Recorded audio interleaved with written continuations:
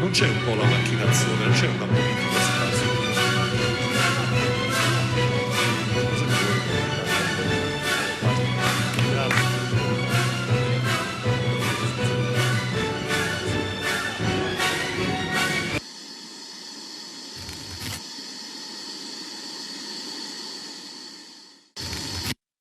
Telespettatrici e telespettatori, benvenuti a un'altra puntata di Insieme alle Persone. Siamo sempre in diretta, sono le 21:00 e si parte con la nostra trasmissione Insieme alle Persone. Sapete che subito invece, prima di Insieme alle Persone, abbiamo Loving Food, l'ora giusta, alle 21 si parla già di cibo, di come fare gli abbinamenti. Mettiamo assieme, eccolo qua, mettiamolo globale, abbiamo la Bolzonella, famosissima ormai, azienda casearia della città di Cittadella, che è una cittadina in provincia di Padova, dove veramente c'è il casaro Mimmo pugliese che fa dei formaggi freschi e stagionati che secondo il mio punto di vista sono meglio di quelli che si mangiano in Puglia, lo dico da pugliese, quindi veramente 10 minuti di delizia. Poi ovviamente insieme alle persone oggi parleremo di ambiente dal punto di vista culturale, con vedremo degli esperti. Parleremo anche di Dolomiti, due persone che vengono da Belluno per raccontarci della situazione, e poi ovviamente un po' di sagacia politica su questi argomenti qua. Alle 22:50 la seconda parte della puntata di ieri, che con la dottoressa Gottardo, gestita dal nostro nuovo esperto, perché ovviamente non posso fare tutto io, perché non ho nessuna pretesa di volerlo fare. Questa volta salute e medicina lo affidiamo al dottor Fabrizio Lanza, che è un esperto, un giornalista esperto del settore medico-scientifico. Bene, a fra pochissimo c'è anche Stefania, ma poi sorpresa delle sorprese, Giorgio vieni qua, abbiamo il nostro caricaturista. Ciao Giorgio, che come sapete chi ci segue da Facebook ci ha cominciato a fare quelle vignette qua con Di Maio che si dimette, e alla fine certe cose un po' simpatiche, vero? E non è colpa mia. E non è colpa nostra, non Comunque, è colpa. sono venuto qua stasera perché si parla di ambiente e io ho tantissimo Ethernet usato che chi volesse comprarlo. Allora si parla di ambiente, quindi veramente cercheremo di dare un senso anche, vedrete domande un po' particolari, filmati anche sotto certi aspetti scioccanti a cui non siamo abituati, perché magari noi siamo abituati al riciclo, questo si mette qua, questo si mette qua, invece ci sono nazioni che se ne fregano completamente. Giorgio e Stefania, a fra pochissimo, con Insieme alle Persone, gustiamoci Loving Food con la Bolzonella. A fra poco.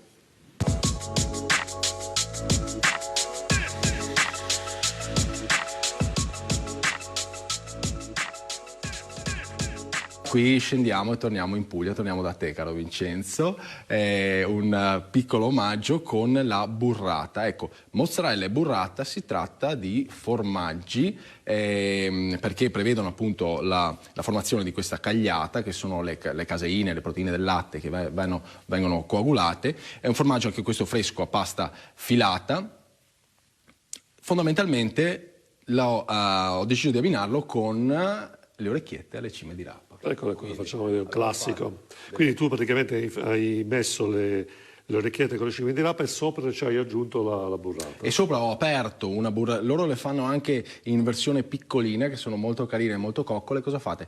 Sopra il piatto le tagliate a metà e la aprite leggermente, e quindi facendo uscire tutta la parte interna, che si chiama stracciatella, che poi vedremo, e l'involucro di pasta filata lo tenete ai margini in modo che il commensale possa assaggiare un po' questo, un po' quello, entrambe le consistenze. E c'è un profumino che già ti vedo, quindi argomenti tipici del sud con una proposta con il latte di alta qualità della Bolzonella in questo caso. Come vino in abbinamento ho scelto, sono tornato al sud nel mio amato Salento, sai che a me piace molto e saluto anzi tutti gli amici del Salento, un Fiano del Salento.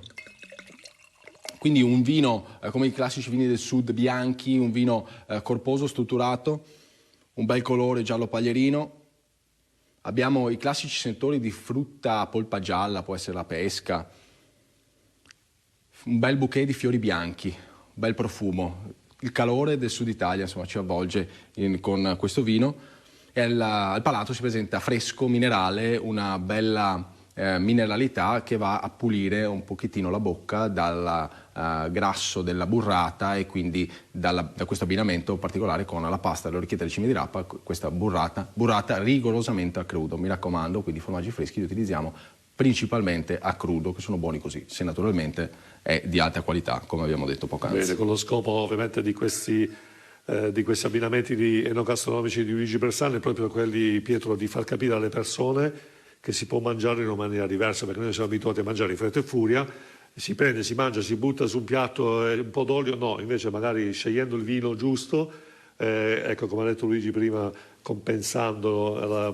pastosità della burrata con un vino che esalta i sapori del palato. Quindi scegliendo semplicemente seguire un po' i consigli, non bisogna fare niente di più che seguire i consigli di Luigi, e veramente si valorizzano ancora di più i tuoi prodotti, Pietro. Bene, andiamo avanti allora. Andiamo avanti, ecco, come hai detto giustamente tu, Vincenzo, sono dei consigli per voi, per gustare al meglio un prodotto che è già di per sé eccellente, che è un'eccellenza del nostro territorio, per poterlo degustare al meglio, trarre miglior giovamento al vostro palato e quindi darvi maggior soddisfazione, perché di questo si tratta. Io andrei con il terzo, quindi con la stracciatella. Non è altro che il ripieno poi della burrata. E di cosa è fatta la stracciatella? Appunto, anche qui andiamo a ricercare il nome. Stracciatella vuol dire che è un qualcosa di stracciato, ci sono questi straccetti, come riconosce una buona mozzarella. Appunto, all'interno ci sono, e la vedete anche qui nel nostro tavolo, dei bei straccetti di pasta filata con la panna. Quindi questo connubio, un bel grasso, la dolcezza, il sapore proprio intenso del latte, qui si sente veramente bene. L'ho deciso di abbinare con, in questo caso, un tipo di pasta corta. Non mi sto a dilungare, potete utilizzare i classici cavatelli, fare una pasta fresca fatta in casa, potete utilizzare le eliche, quello che vi pare. Una pasta corta, quella che più vi piace. Un po' di sugo di pomodoro e basilico, freschissimo, fatto in casa possibilmente. E sopra andiamo ad adagiare un nido di stracciatelle, in modo che potete assaporare ogni boccone con un po' di stracciatella. Quindi pasta filata più panna, la base di questo prodotto, che è il ripieno, lo ricordo, della burrata. Come abbinamento invece con il vino, qui proprio andiamo, stracciatella, prodotto anche questo del sud Italia principalmente. Ho scelto i nostri amici di Borgo Rive, un prosecco spumante in questo caso, quindi con la sua bella bollicina, la sua persistenza, ben si adatta a questo tipo di, secondo me, a questo tipo di portata, con le sue classiche note. Abbiamo la mela verde, abbiamo i piccoli fiori bianchi, la zagara, fondo leggermente di agrume, e poi al palato questa esplosione di mineralità, di acidità giusta, che lo rende uno dei vini più famosi al mondo e più apprezzati anche nel mondo. Prosecco, DOC e la versione di OCG di Conegliano Valdobbiadene, e quindi questo lo trovo un abbinamento molto azzeccato, con l'acidità del pomodoro ci sta molto bene, quindi ho lavorato in questo modo. Ecco, poi la stracciatella, diciamolo, io mi ricordo quando ero ragazzo che mia madre andava nei caseifici, perché Barletta, Andria è anche la patria un po' della stracciatella, casa mia, e questa vaschetta dove c'era la stracciatella si vedeva, però era completamente annegata nella panna. E qua abbiamo la stessa cosa, perché qui c'è la vaschetta di stracciatella ed è stracolma di panna, è quella sensazione, come dire, di pienezza, di gusto, così quando mangi è una specie di equilibrio, no? Certo. Fra la morbidezza della panna e il formaggio, e quindi quando arriva in bocca tutte e due le cose, perché sono due cose diverse, due sapori diversi, si miscelano e viene fuori qualcosa di eccezionale.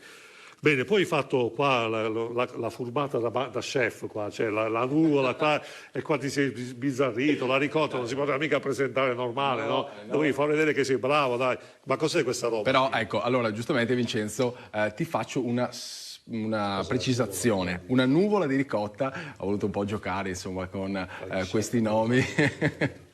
Con questi nomi perché intanto ti specifico una cosa: la ricotta non è un formaggio, la ricotta per legge, diciamo, è riconosciuta come un latticino, quindi viene effettuata con un procedimento diverso. Non abbiamo una cagliata, abbiamo un riscaldamento del siero del latte, quindi qui abbiamo un prodotto derivato dal siero del latte, la ricotta recottus, quindi vuol dire cotta 2 volte. Questo procedimento particolare che dà un latticino gustoso. Io ho deciso di accompagnarlo come dessert, quindi come una preparazione diversa dal solito. È una nuvola di ricotta, quindi la vediamo bene, una ricotta.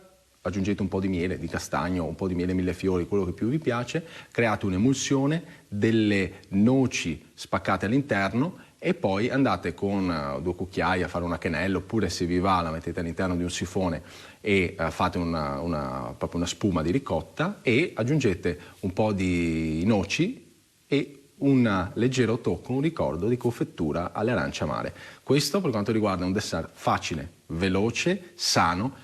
Naturalmente se la ricotta è di altissima qualità, perché se no andiamo a riportare dei sapori nel piatto che non vanno bene. Quindi ricotta, mi raccomando, di altissima qualità e consumata così a puro. Abbiamo detto l'abbinamento con la marmellata, in questo caso perché di marmellata si tratta, è una marmellata di arance amare, mi raccomando che questa è artigianale, fresca, e andiamo a giocare ad abbracciare il sapore del latte e la sapidità del latte con la dolcezza della marmellata di arance, il retrogusto sull'amaro che va a giocare con quello che è il miele. Ho deciso di abbinare, ultimo abbinamento, un Sylvaner. Andiamo nella Valle dell'Isarco, una valle molto bella, una delle 2 valli dell'Alto Adige, quindi eccolo qui.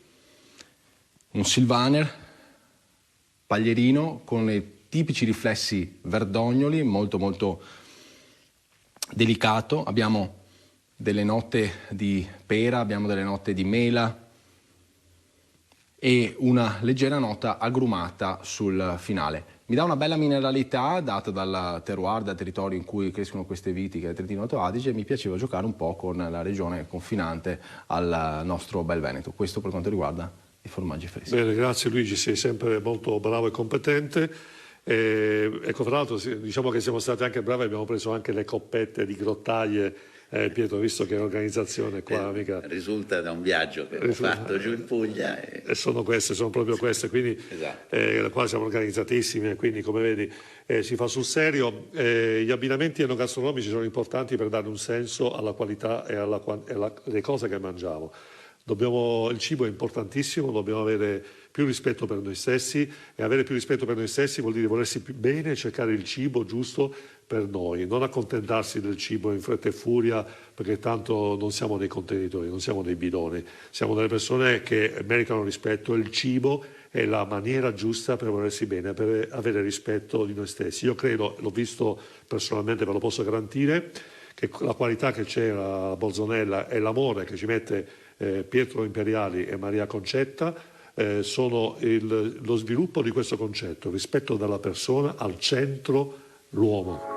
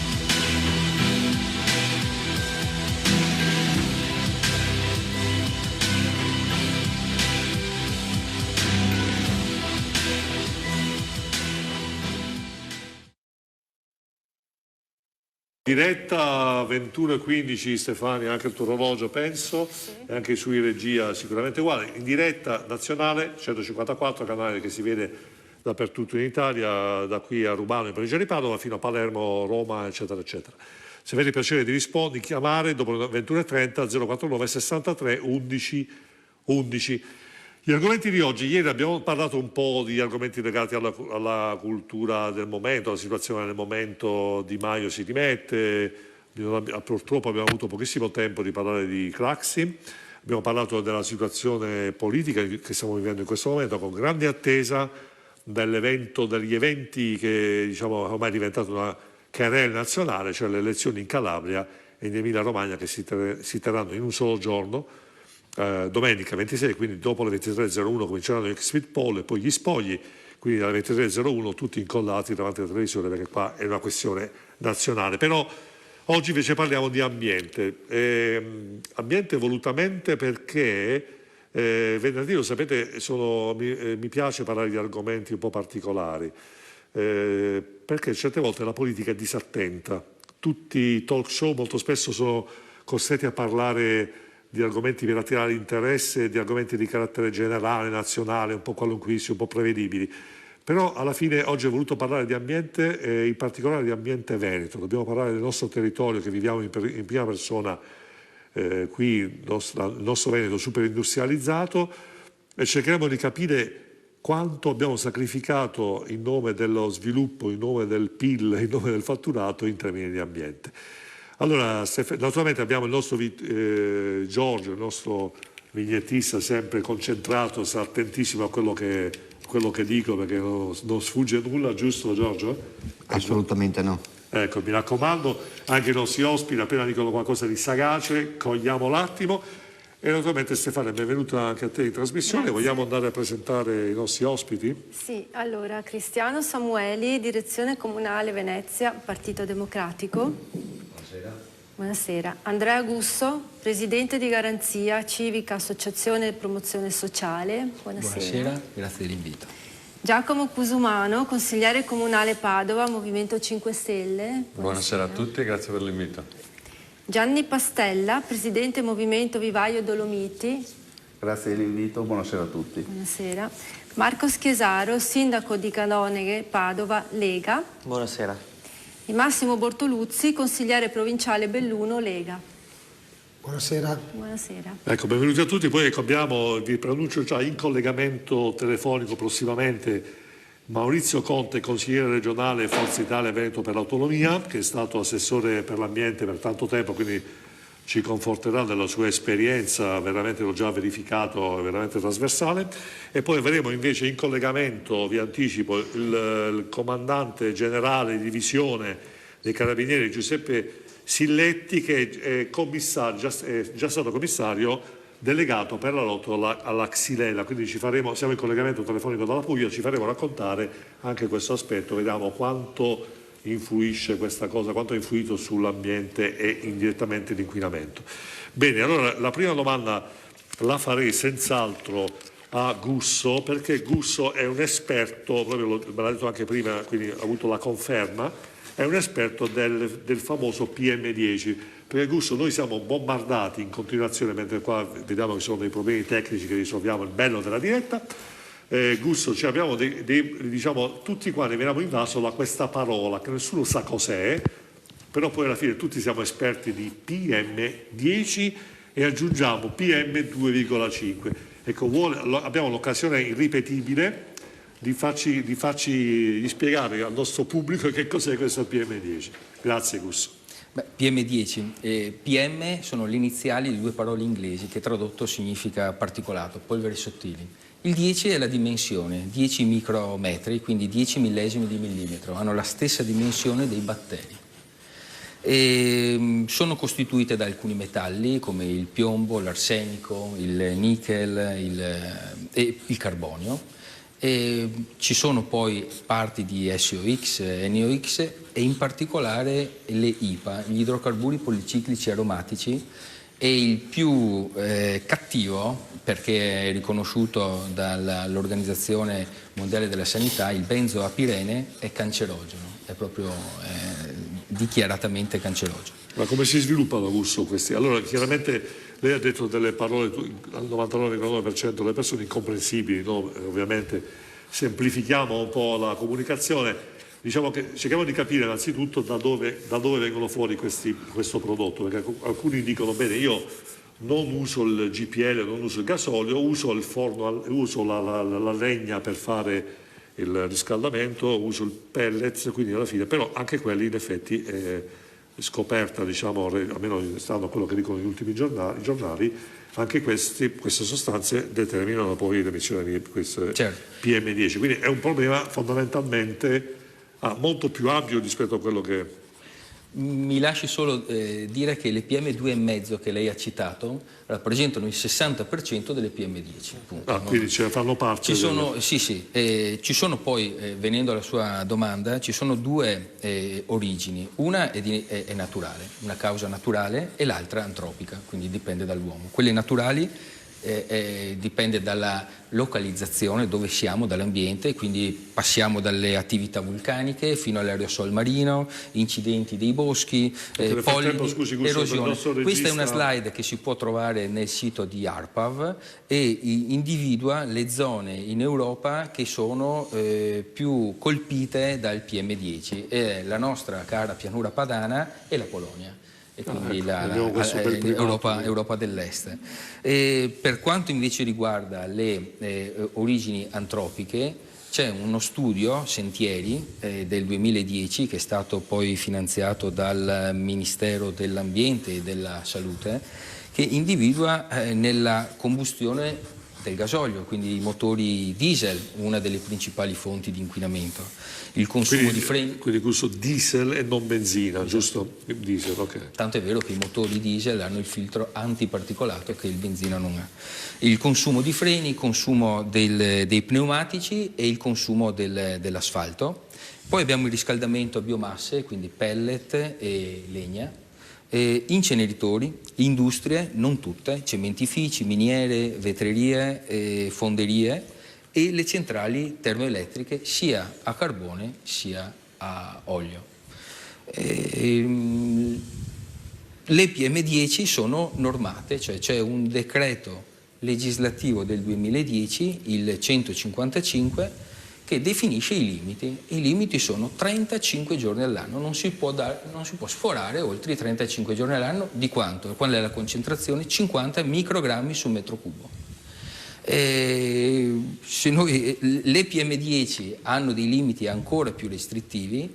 Per quanto riguarda per esempio Venezia, il comune da cui provengo, c'è una centralina sia a Saccafisola che a Parco Bissuola. Però là il diesel è poco, cioè a parte il vaporetto che va su e giù.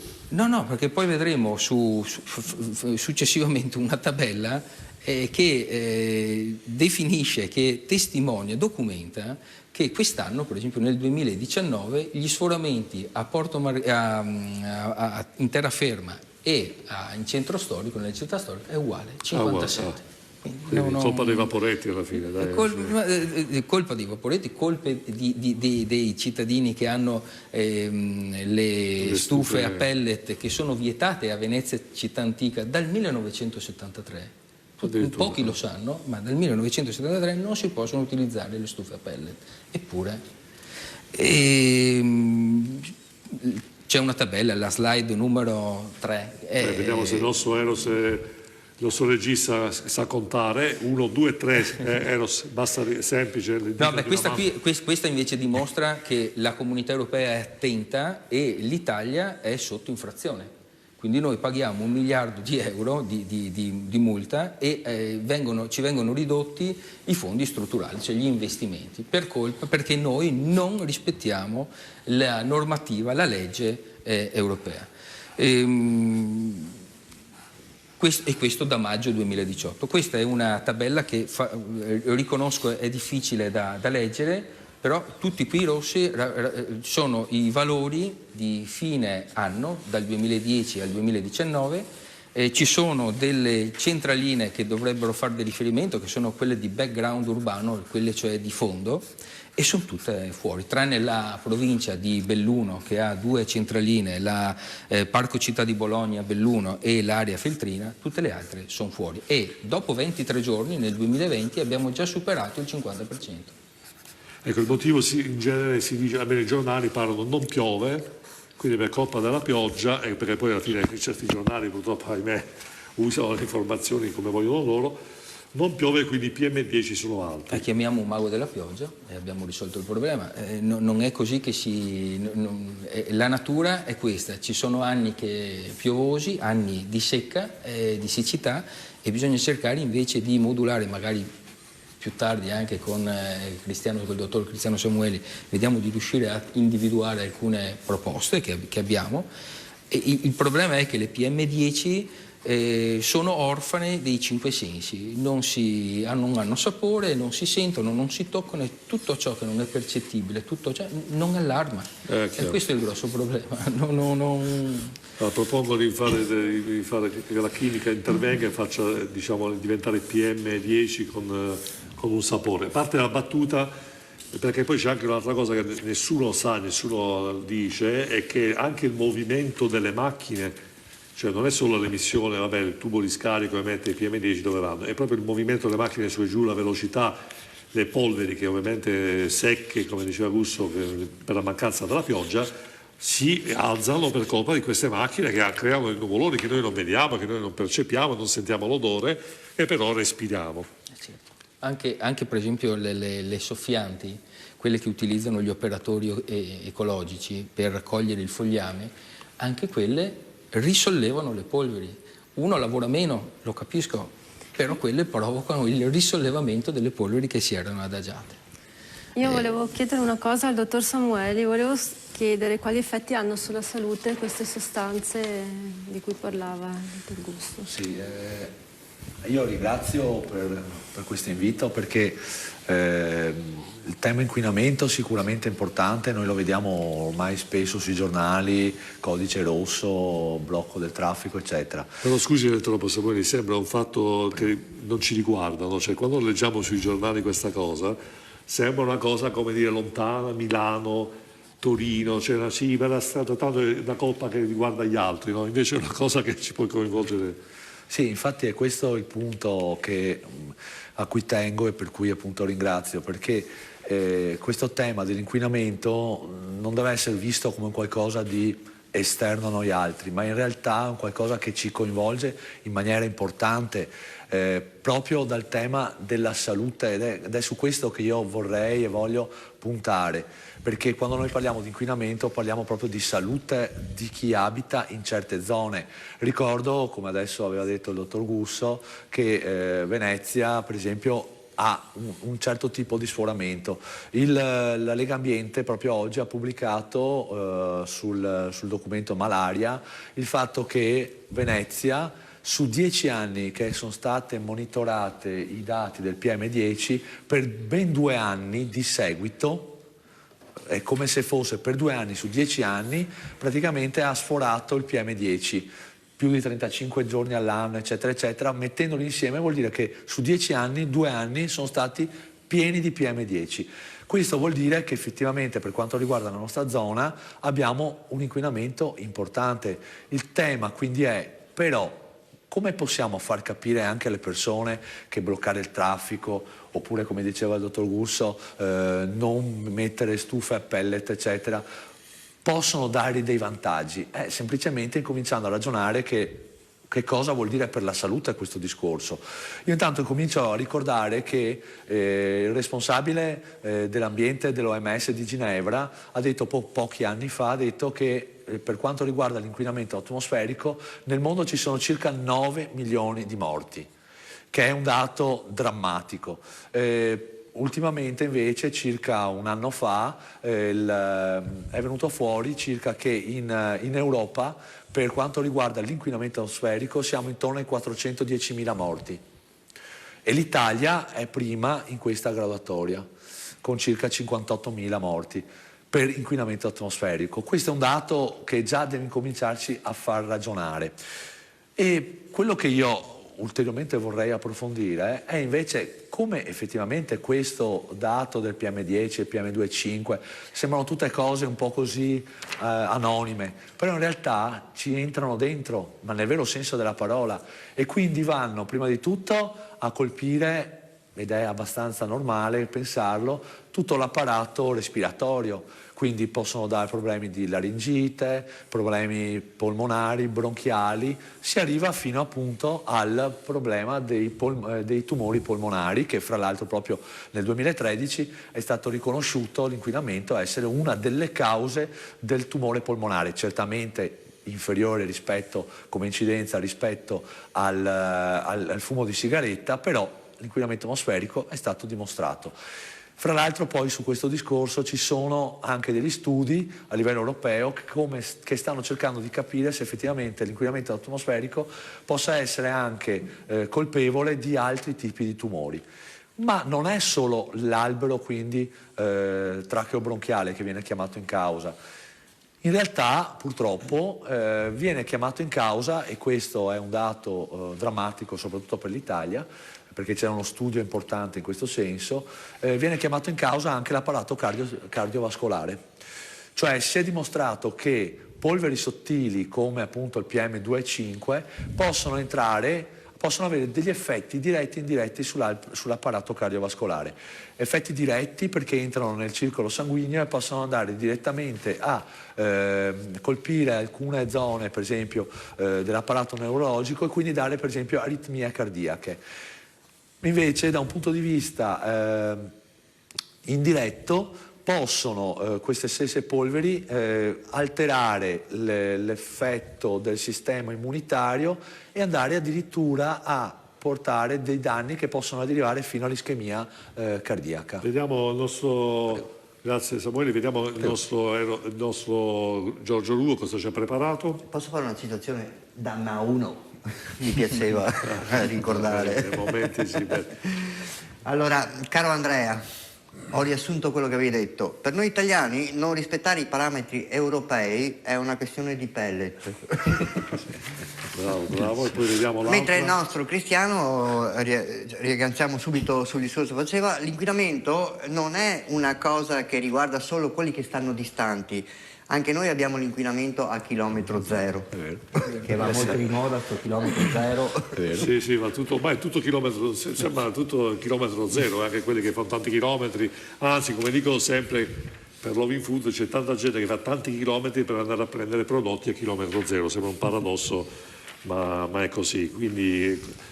Bene, andiamo avanti. Volevo fare una domanda a Busso. Volevo chiedere se oltre alle sostanze citate prima ce ne sono altre di così pericolose nell'aria.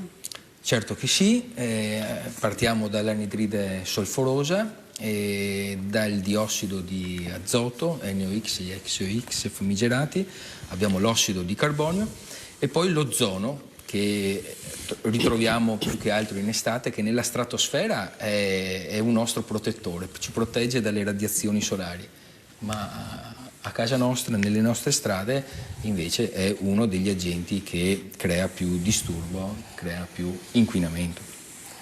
Bene, ecco, diciamo, poi un'altra cosa, dottor Samuele, effettivamente spesso, adesso mi ricordo per esempio tanto, lo uso solo come esempio, no? L'assessore al comune di Venezia Boraso, che fra l'altro è simpaticissimo, è venuto da noi in trasmissione quando abbiamo parlato della divisione Mestre Venezia, abbiamo fatto 2 puntate, se vi ricordate, ogni tanto citato sui giornali: Boraso chiudi la città all'inquinamento. No, non chiuderla, sì, chiudila, cioè alla fine Boraso poverino insomma deve fare le sue decisioni talvolta impopolari, però le amministrazioni alla fine cosa devono fare? Perché cioè, se fanno qualcosa di utile per la salute e i cittadini si ribellano, cioè sembra che è fatta...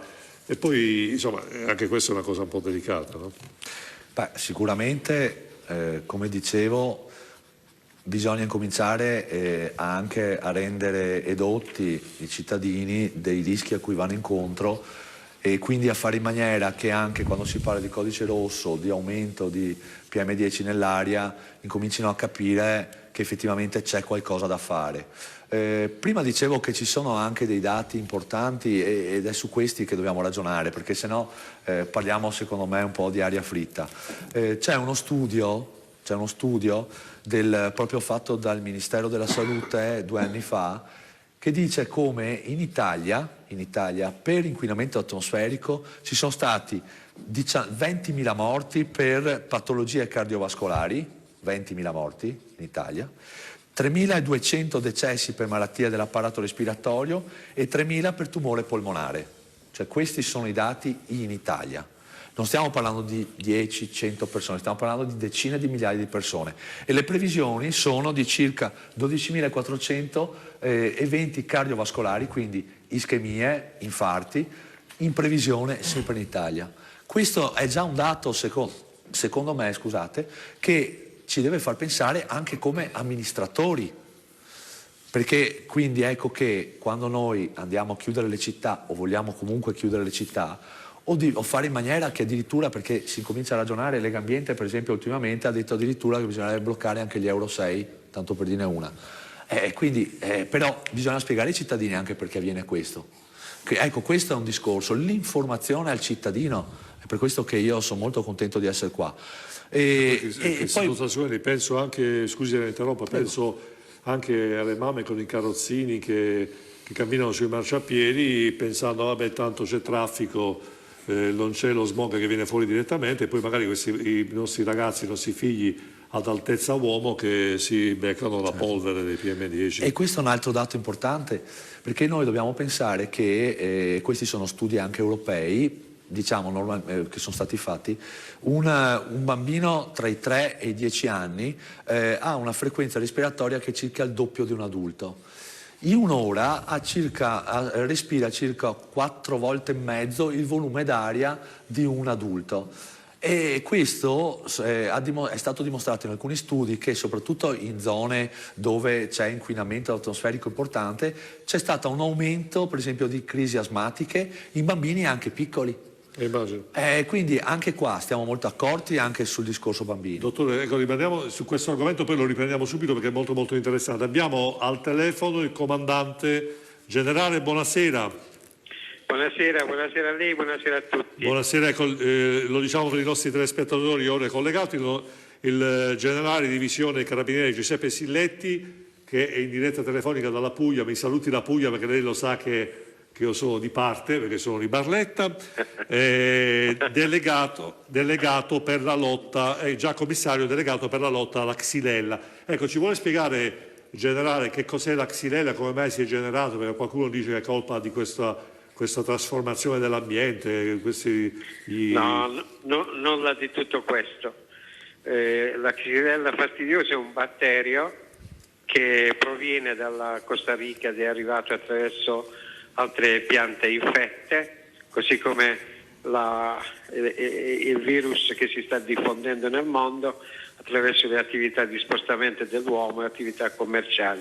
Così è arrivata anche in provincia di Lecce, da dove piano piano si è diffusa. Ecco, per colpa di questa malattia di fatto molti ulivi secolari della zona di Lecce sono stati abbattuti e sono stati, diciamo, io personalmente da lontano ho sofferto molto nel vedere questi alberi secolari abbattuti per colpa del... Com'è la situazione adesso? Sì, gli alberi abbattuti sono una cosa, il cimitero degli alberi di ulivo anche monumentali che invece esiste in tutto il Salento è un'altra cosa. Stiamo parlando di circa 20 milioni di piante già colpite, molte delle quali già morte. L'attività di intervento è dettata dalla norma, c'è la norma europea che disciplina le modalità di intervento, naturalmente si fondano su principi scientifici e il mio piano era una traduzione della normativa europea, quindi abbiamo tentato di fare tutto quello che la norma prevedeva, però il problema è che siamo entrati in collisione con una serie di problematiche sollevate soprattutto da quelli che io chiamo negazionisti, ma anche dal mondo istituzionale, dal mondo politico, dal mondo della rappresentanza e anche dagli olivicoltori stessi, perché dovete sapere che abbattere un albero d'olivo per noi è un atto molto violento, per cui far capire alla gente quello che si doveva fare perché la legge lo prevedeva e a quell'epoca era molto molto difficile. Sì. Quando poi si è visto questa malattia che si è diffusa dappertutto nel Salento, quindi abbiamo decine e decine di chilometri per cui non esiste più un albero vivo, allora la gente si è reso conto di quello che era capace di fare questo batterio e quindi hanno iniziato a capire la necessità di fare certe operazioni, perché sul piano operativo la lotta è anche abbastanza facile, perché c'è questo batterio che si insedia negli alberi d'ulivo e quindi li fa morire e formano i nuclei di infezione. E poi c'è un vettore, un insettino molto presente non solo in Puglia ma in tutta Italia e anche in Europa. Ecco, la potenzialità del pericolo. La Corte europea ha molto paura di questo parassita, perché è facile da diffondersi, appunto perché c'è questo insettino che con facilità lo diffonde. E quindi i principi della lotta sono fondati su due cose: far diminuire i focolai di infezione con l'abbattimento, perché bisogna sapere che questo batterio non può essere combattuto in nessun modo con nessun prodotto chimico. Non si è trovata, ancora adesso non si è trovata una soluzione, quindi lei lo conferma, No, generale? non si è trovata una soluzione differente da quello dell'abbattimento. Soltanto l'abbattimento, abbattendo l'albero, muore anche il batterio. E poi le altre condizioni di lotta sono indirizzate verso il vettore che può essere combattuto sia meccanicamente in primavera con le arature, perché il ciclo biologico di questo insetto si sviluppa in due periodi successivi dell'anno, quello invernale e primaverile allo stato di uova e di larva e le larve non hanno le ali, perciò vive soltanto sulle erbe. Allora battendo le erbe muore anche l'insetto in questo stadio. Nel mese di maggio invece, attraverso il processo della metamorfosi, questa larva si trasforma in adulto e acquista le ali, quindi con le ali si sposta sugli alberi e la lotta diciamo cosiddetta agronomica arando i terreni non serve più, quindi bisogna intervenire con gli insetticidi. Ma com'è la situazione adesso, generale? La situazione è drammatica, perché c'è chi come la Coldiretti ha stimato che ci sono circa 21 milioni di piante fra quelle completamente morte e quelle infettate. Il pericolo sta sulla linea di combattimento, cioè, noi siamo fortunati perché abbiamo il mare Ionio da una parte, che è limitante ovviamente, e il mare Adriatico dall'altro, e quindi la Xylella corre in mezzo a questi due mari, però il problema è che corre. Sono stati scoperti recentemente un altro centinaio di piante infette, 3 delle quali a ridosso proprio della città di Taranto, il che significa che il batterio sta correndo lungo in questo momento la linea ionica e il problema è che se arriva in Basilicata e poi nella vicina Calabria si va a impattare con 2 altre regioni che devono ancora masticare tutte queste normative e tutte queste attività, per cui i problemi sono sinteticamente un po' quelli che ho detto. All'inizio abbiamo trovato grande difficoltà, anche la Procura di Lecce ci ha bloccato il piano che noi avevamo fatto nel rispetto della legge, sequestrando le piante infette. Questa è una cosa secondo me illogica, perché con il sequestro non abbiamo più potuto abbattere le piante malate, cioè quelle piante che la legge ordinava di abbattere e qua c'è un grosso impatto di natura anche giudiziario. E quindi poi chiaramente le piante infette hanno continuato a alimentare altre piante infette. Le piante infette hanno contribuito a ridiffondere la malattia e quindi noi abbiamo subito iniziato a battere i primi focolai, quelli che stavano più a nord, ma poi abbiamo avuto questo blocco e quindi non abbiamo potuto fare più niente. Con le dimissioni del commissario, perché fui costretto delle dimissioni, la palla è passata in mano alla politica regionale e qua è nato un altro problema, perché il presidente nostro più volte si è schierato contro gli abbattimenti, quindi contro la normativa e di conseguenza la malattia non è stata più possibile fermarla e oggi lo troviamo al confine della provincia di Bari, ripeto, in prossimità della città di Taranto. Va bene, senta, chiaramente poi la cosa che dispiace, non so, generale, se anche lei è d'accordo, non se ne parla più sui giornali di questa cosa. Io infatti ho avuto piacere di contattarla proprio per, se è possibile, risollevare questa problematica, perché alla fine qui almeno al nord non se ne parla più. C'è stato un momento così in cui i giornali ne parlavano ogni giorno, c'erano le fotografie dei contadini disperati, però ecco, sapere che addirittura la malattia non è stata ancora debellata fa star male. Lei che è di origine barlettana si deve ribellare più di tutti, perché è proprio nella provincia di Bari, nel nord barese, che si fa l'olivicoltura più intensiva che abbiamo in Puglia, per cui Maisi arriva anche in provincia di Bari e la produzione proprio verrà decapitata. Come un grosso problema oggi ce l'abbiamo intorno a Fasano e Ostuni in provincia di Brindisi, dove abbiamo gli alberi monumentali della Puglia.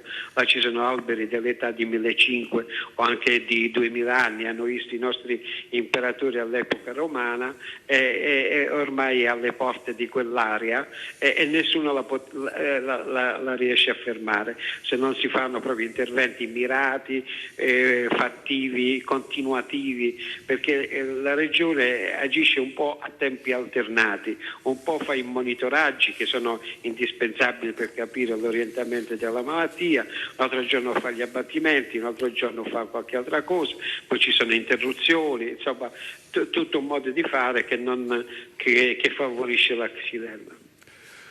Comandante, le sue parole mi aggravano il cuore, ovviamente da pugliese, mi dispiace, sono vicino ai contadini della Puglia, sono vicino ai proprietari di piante di olivo che ovviamente possono avere il rischio di vedere le proprie piante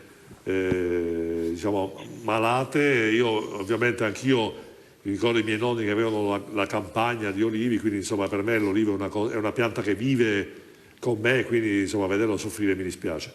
Ovviamente io spero nel mio piccolo che magari questa trasmissione, anche il suo intervento è stato gentilissimo. Ma mi auguro, perché la situazione nel Salento è drammatica.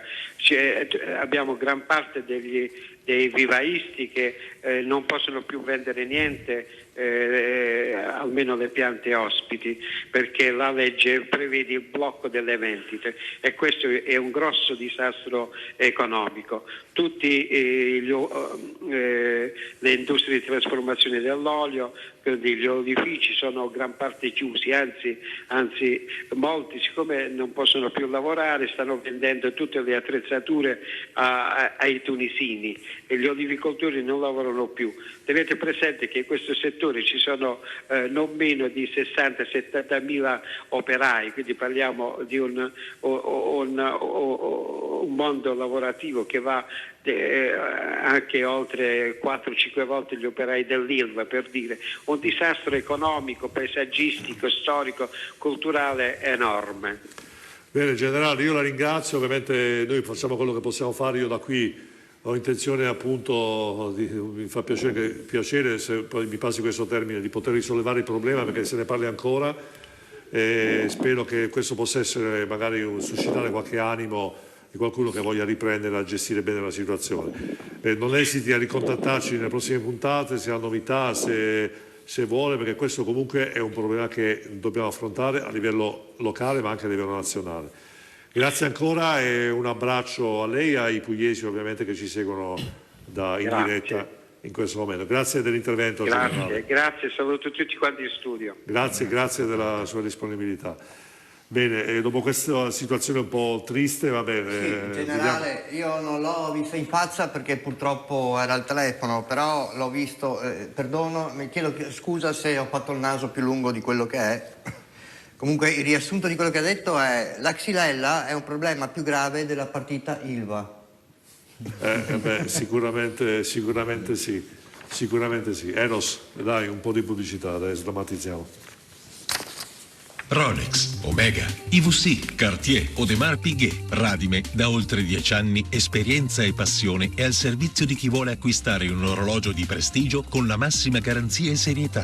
Ma ricorda, se vuoi vendere il tuo orologio di prestigio, Radime te lo acquista alla massima valutazione. Radime, Viale Nino Bixio 31, Treviso. Radime.it.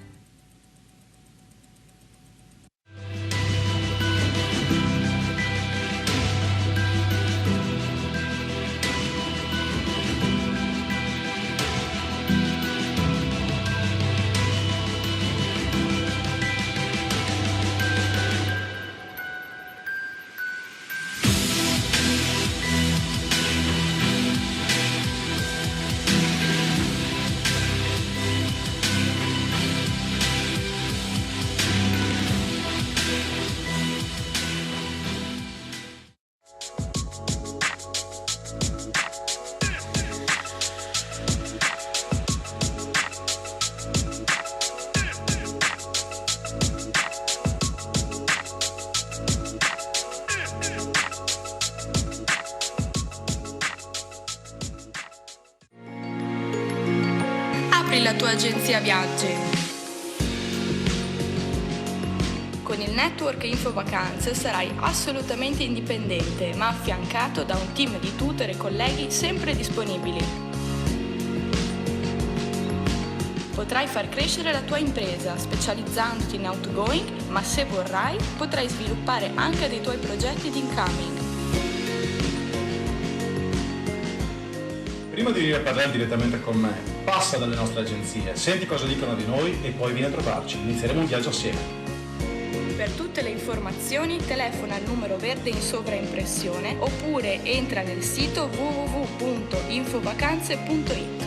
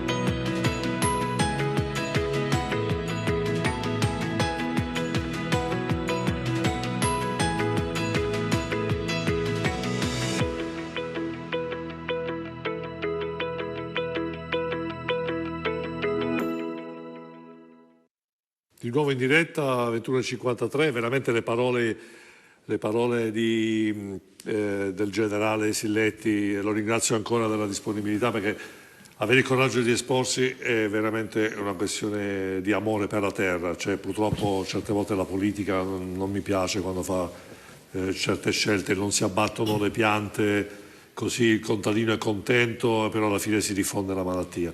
Dottor Samueli, continuiamo questo discorso.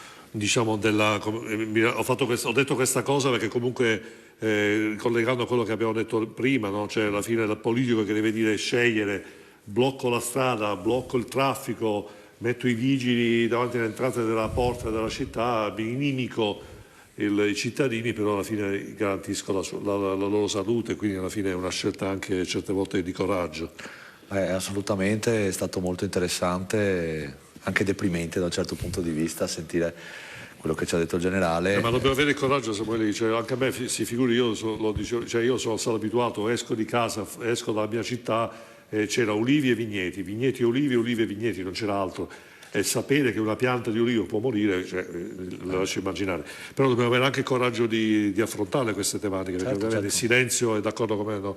Il silenzio è anche un motivo anche della sua testimonianza, in questo senso che è venuto in trasmissione, è proprio di avere il coraggio di parlare di queste cose. Beh, noi dobbiamo affrontare i temi, io credo che aiutare il cittadino a capire perché anche le amministrazioni si comportano in certe maniere, secondo me fa in maniera che anche il cittadino stesso faccia delle cose, perché uscendo, io sono, oltre ad essere un medico e seguendo anche con il dottor Gusso il tema inquinamento, faccio parte anche del Partito Democratico e sono responsabile per le politiche sanitarie del Partito Democratico di Venezia e devo dire che quando viene bloccato il traffico a Venezia, a Mestre soprattutto, no, per quanto riguarda le macchine, per esempio ci sono pochi vigili, ma obiettivamente ci sono pochi vigili e magari alcune macchine che dovrebbero non girare girano lo stesso. Io credo per esempio che il cittadino, se sa effettivamente che cosa vuol dire inquinamento, che cosa va incontro,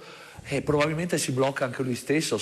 È un cittadino cosciente, secondo me aiuta molto di più le amministrazioni e questo credo che quindi sia importante anche ragionare su queste situazioni qua. E parlando di amministrazione, io vorrei anche dare un dato sostanziale che fra l'altro è un lavoro che è stato fatto un paio di anni fa, che riguarda, si intitola La sfida della qualità dell'aria nelle città italiane. È un lavoro fatto dalla Fondazione per lo Sviluppo Sostenibile, Enea e Ferrovie dello Stato italiane. Un dato, secondo me, tremendo è che dice che i costi esterni dell'inquinamento atmosferico variano da 330 a quasi 1.000 miliardi di euro tra il 2 e il 6% del PIL comunitario.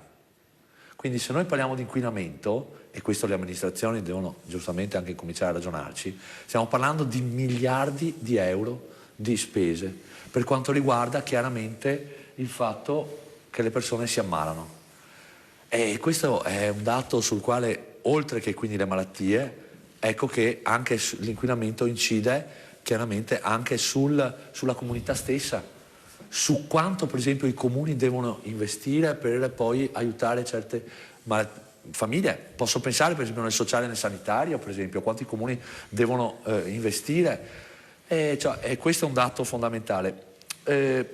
Su questo però, anche col dottor Gusso, stiamo facendo un lavoro molto importante, secondo me molto interessante, cioè cercare di ragionare in maniera chiara, profonda, perché noi abbiamo da una parte il discorso PM10, abbiamo le centraline, è perfetto, possiamo capire più o meno nelle varie zone quanto PM10 c'è, eccetera, gli sforamenti, eccetera. Però noi non abbiamo un dato fondamentale che è nelle varie zone della città, nei quartieri, quali sono gli effetti sulla salute dell'inquinamento. Perché tutti i dati che io ho detto fino adesso sono sicuramente dati europei, italiani, possiamo dire anche veneti, perché ci sono sicuramente, e lo sappiamo, ci sono dati veneti, anche dati della stessa ULSS 3, per esempio Serenissima, sicuramente ci sono, però noi abbiamo bisogno di qualcosa di ulteriore, andare ancora più in profondità. Ecco che quello sul quale stiamo ragionando anche insieme al dottor Gusso è uno studio epidemiologico geolocalizzato dell'incidenza delle malattie da inquinamento in alcune zone di Venezia Mestre, e questo è uno studio sul quale ci stiamo ragionando e quindi questo lo do in anteprima perché credo e spero che magari poi verremo anche seguiti in altre aree, per esempio dello stesso Veneto, e che magari anche le stesse ULSS piuttosto che gli stessi comuni, i sindaci possano magari trovare anche questo un metodo utile per poter comunque dare anche ai cittadini stessi un perché al perché poi vengono mosse e vengono bloccate certe cose. Parlavamo del pellet, il pellet diventa un problema, ma lo stesso diesel diventa un problema, perché si parla nell'ultimo documento di Lega Ambiente, addirittura loro dicono che gli Euro 6, le macchine Euro 6 a diesel comprate prima del 2019, entro il 2028, fra il 2025 e il 2028 in alcune città d'Italia non possono più girare. dobbiamo spiegare il perché alle persone. Bene, Samuele, vediamo, c'è un'altra telefonata in linea, forse abbiamo Maurizio Conte. Buonasera. Buonasera Conte, grazie del suo intervento telefonico. Ecco, lei l'altra volta mi ha convinto, perché se era stato da noi in trasmissione, mi ha detto Vincenzo, fammi intervenire perché anch'io, da dire la mia, sono stato assessore all'ambiente. Ma com'è il Veneto? Oggi prima abbiamo parlato col generale Silletti giù dalla Puglia per la situazione della Xylella, quindi una situazione anche diciamo drammatica, dove sicuramente questa diffusione delle merci, delle piante, globalizzazione senza controlli, eccetera, eccetera, porta poi queste malattie. E quindi una cosa un po' che ci ha fatto veramente, ci ha toccato.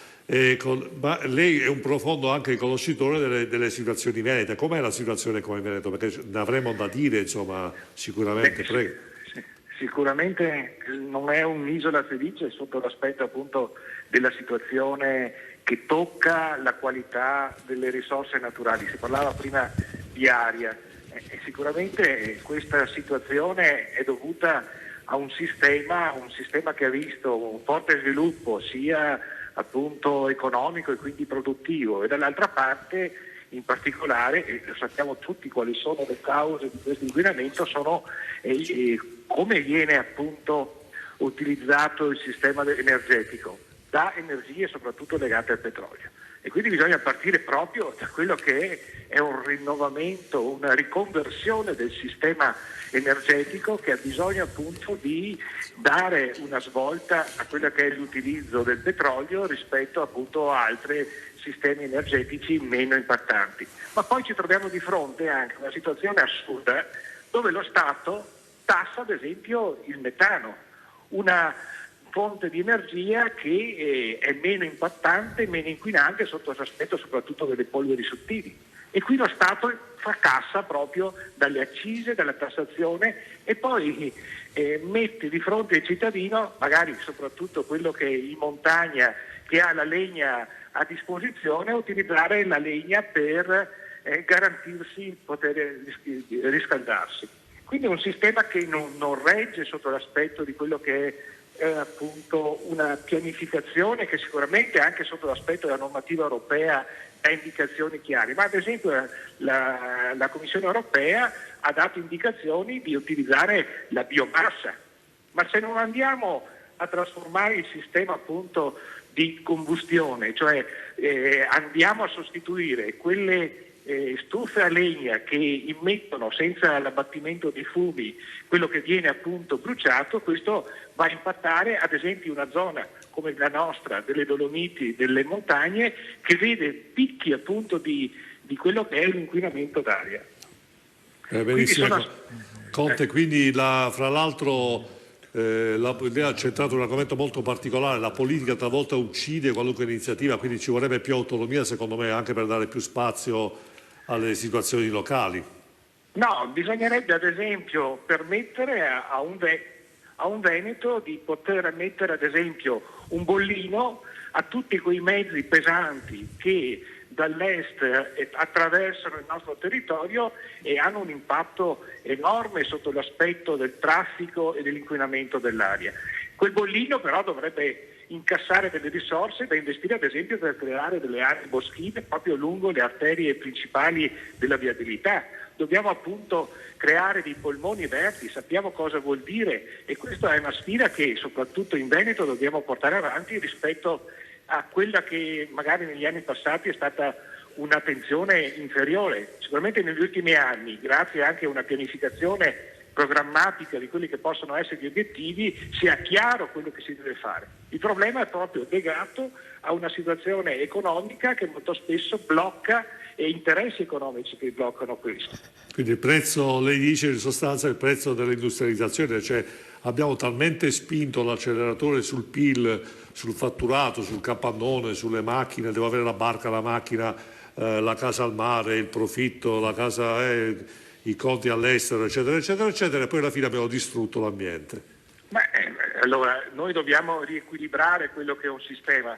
Sicuramente l'economia serve per garantire appunto anche una qualità della vita e soprattutto appunto un certo reddito. Serve però appunto che sia l'imprenditore che deve fare un impianto deve garantire che quell'impianto che viene fatto sia enorme. Questo sono appunto i compiti che hanno le istituzioni, dall'approvazione tramite la commissione VIA, tra quello che è il controllo ARPAV deve sicuramente essere l'elemento di verifica di quelle che sono le situazioni critiche e queste situazioni devono essere fermate. È un esempio eclatante il famoso inquinamento da FAS delle acque, dove qui vediamo cosa vuol dire il crimine ambientale. Chi crea appunto queste situazioni in maniera criminale e poi mette in evidente difficoltà un sistema di garanzia della qualità delle acque di falda che vanno a compromettere la salute dei cittadini. Tu fai, Vincenzo, pubblicità di quello che è il buon cibo, il prodotto della nostra terra, ma se la nostra terra è inquinata, se la nostra acqua, la nostra aria appunto impattano in maniera forte su quello che produciamo, questo è un controsenso. Quindi è proprio da questi valori che dobbiamo ripartire a rivedere quali possono essere delle politiche che vanno sicuramente in maniera difficile. Noi sappiamo cosa vuol dire pianura padana rispetto a altre aree dell'Europa. Qui abbiamo una situazione anche morfologica che crea magari un ristagno dell'aria, crea situazioni sicuramente di forte impatto, ma dobbiamo fare una politica che non metta poi di fronte magari il sindaco a dover fare delle scelte che sicuramente per bloccare il traffico. Poi vediamo che dal centro storico di Venezia, che non ha il traffico di Mestre, la situazione è la stessa per quanto riguarda l'inquinamento. Vuol dire che non è una questione di confini, è una questione appunto territoriale che ha bisogno di un coordinamento che non può essere lasciata solamente al compito del sindaco. Bene, Maurizio Conte, grazie del suo intervento molto efficace, la ringrazio, continui ovviamente a seguirci e a lottare assieme a noi su questo argomento che non è un argomento, come dicevamo prima, che riguarda quello che abita di fronte, è un argomento che ci riguarda da vicino, è un argomento che riguarda l'aria che respiriamo e, come ha detto lei giustamente, il cibo che mangiamo, perché questo è molto importante. Grazie ancora. Buona continuazione e saluti a tutti. Grazie Maurizio Conte ancora. Allora, senta, che dire, Giacomo Cusumano, il Movimento 5 Stelle insomma si sa che è un partito battagliero, però ecco, sotto l'aspetto inquinamento, cioè io mi ricordo insomma il programma di governo quando c'è stato il Conte bis è stato impostato molto su questa progettualità, però Maurizio Conte ha detto, quindi alla fine ha detto una cosa molto importante, alla fine noi siamo quello che mangiamo, se poi mangiamo roba inquinata alla fine siamo anche noi, ci ammaliamo. Ma come mai l'industria, come mai diciamo magari purtroppo in generale, vabbè, Conte ha fatto il riferimento al PFAS, di cui parleremo perché non vi voglio svelare nulla, ma ho in progetto di approfondire questo argomento con degli specialisti. Quindi come mai questa politica così disattenta? Cioè, da una parte la politica dovrebbe voler bene ai cittadini e invece talvolta gira la testa dall'altra parte. Ma ci sono varie motivazioni che spingono un politico a fare qualcosa magari non a lungo termine. La prima motivazione è il fatto che la politica è legata a lustri, a quinquenni e sostanzialmente rielettivi in cui magari fare una manovra forte oppure prendere delle decisioni importanti sono controproduttive verso l'elettorato. Quindi chiaramente un politico ha delle difficoltà proprio per motivi di conflitto di interessi.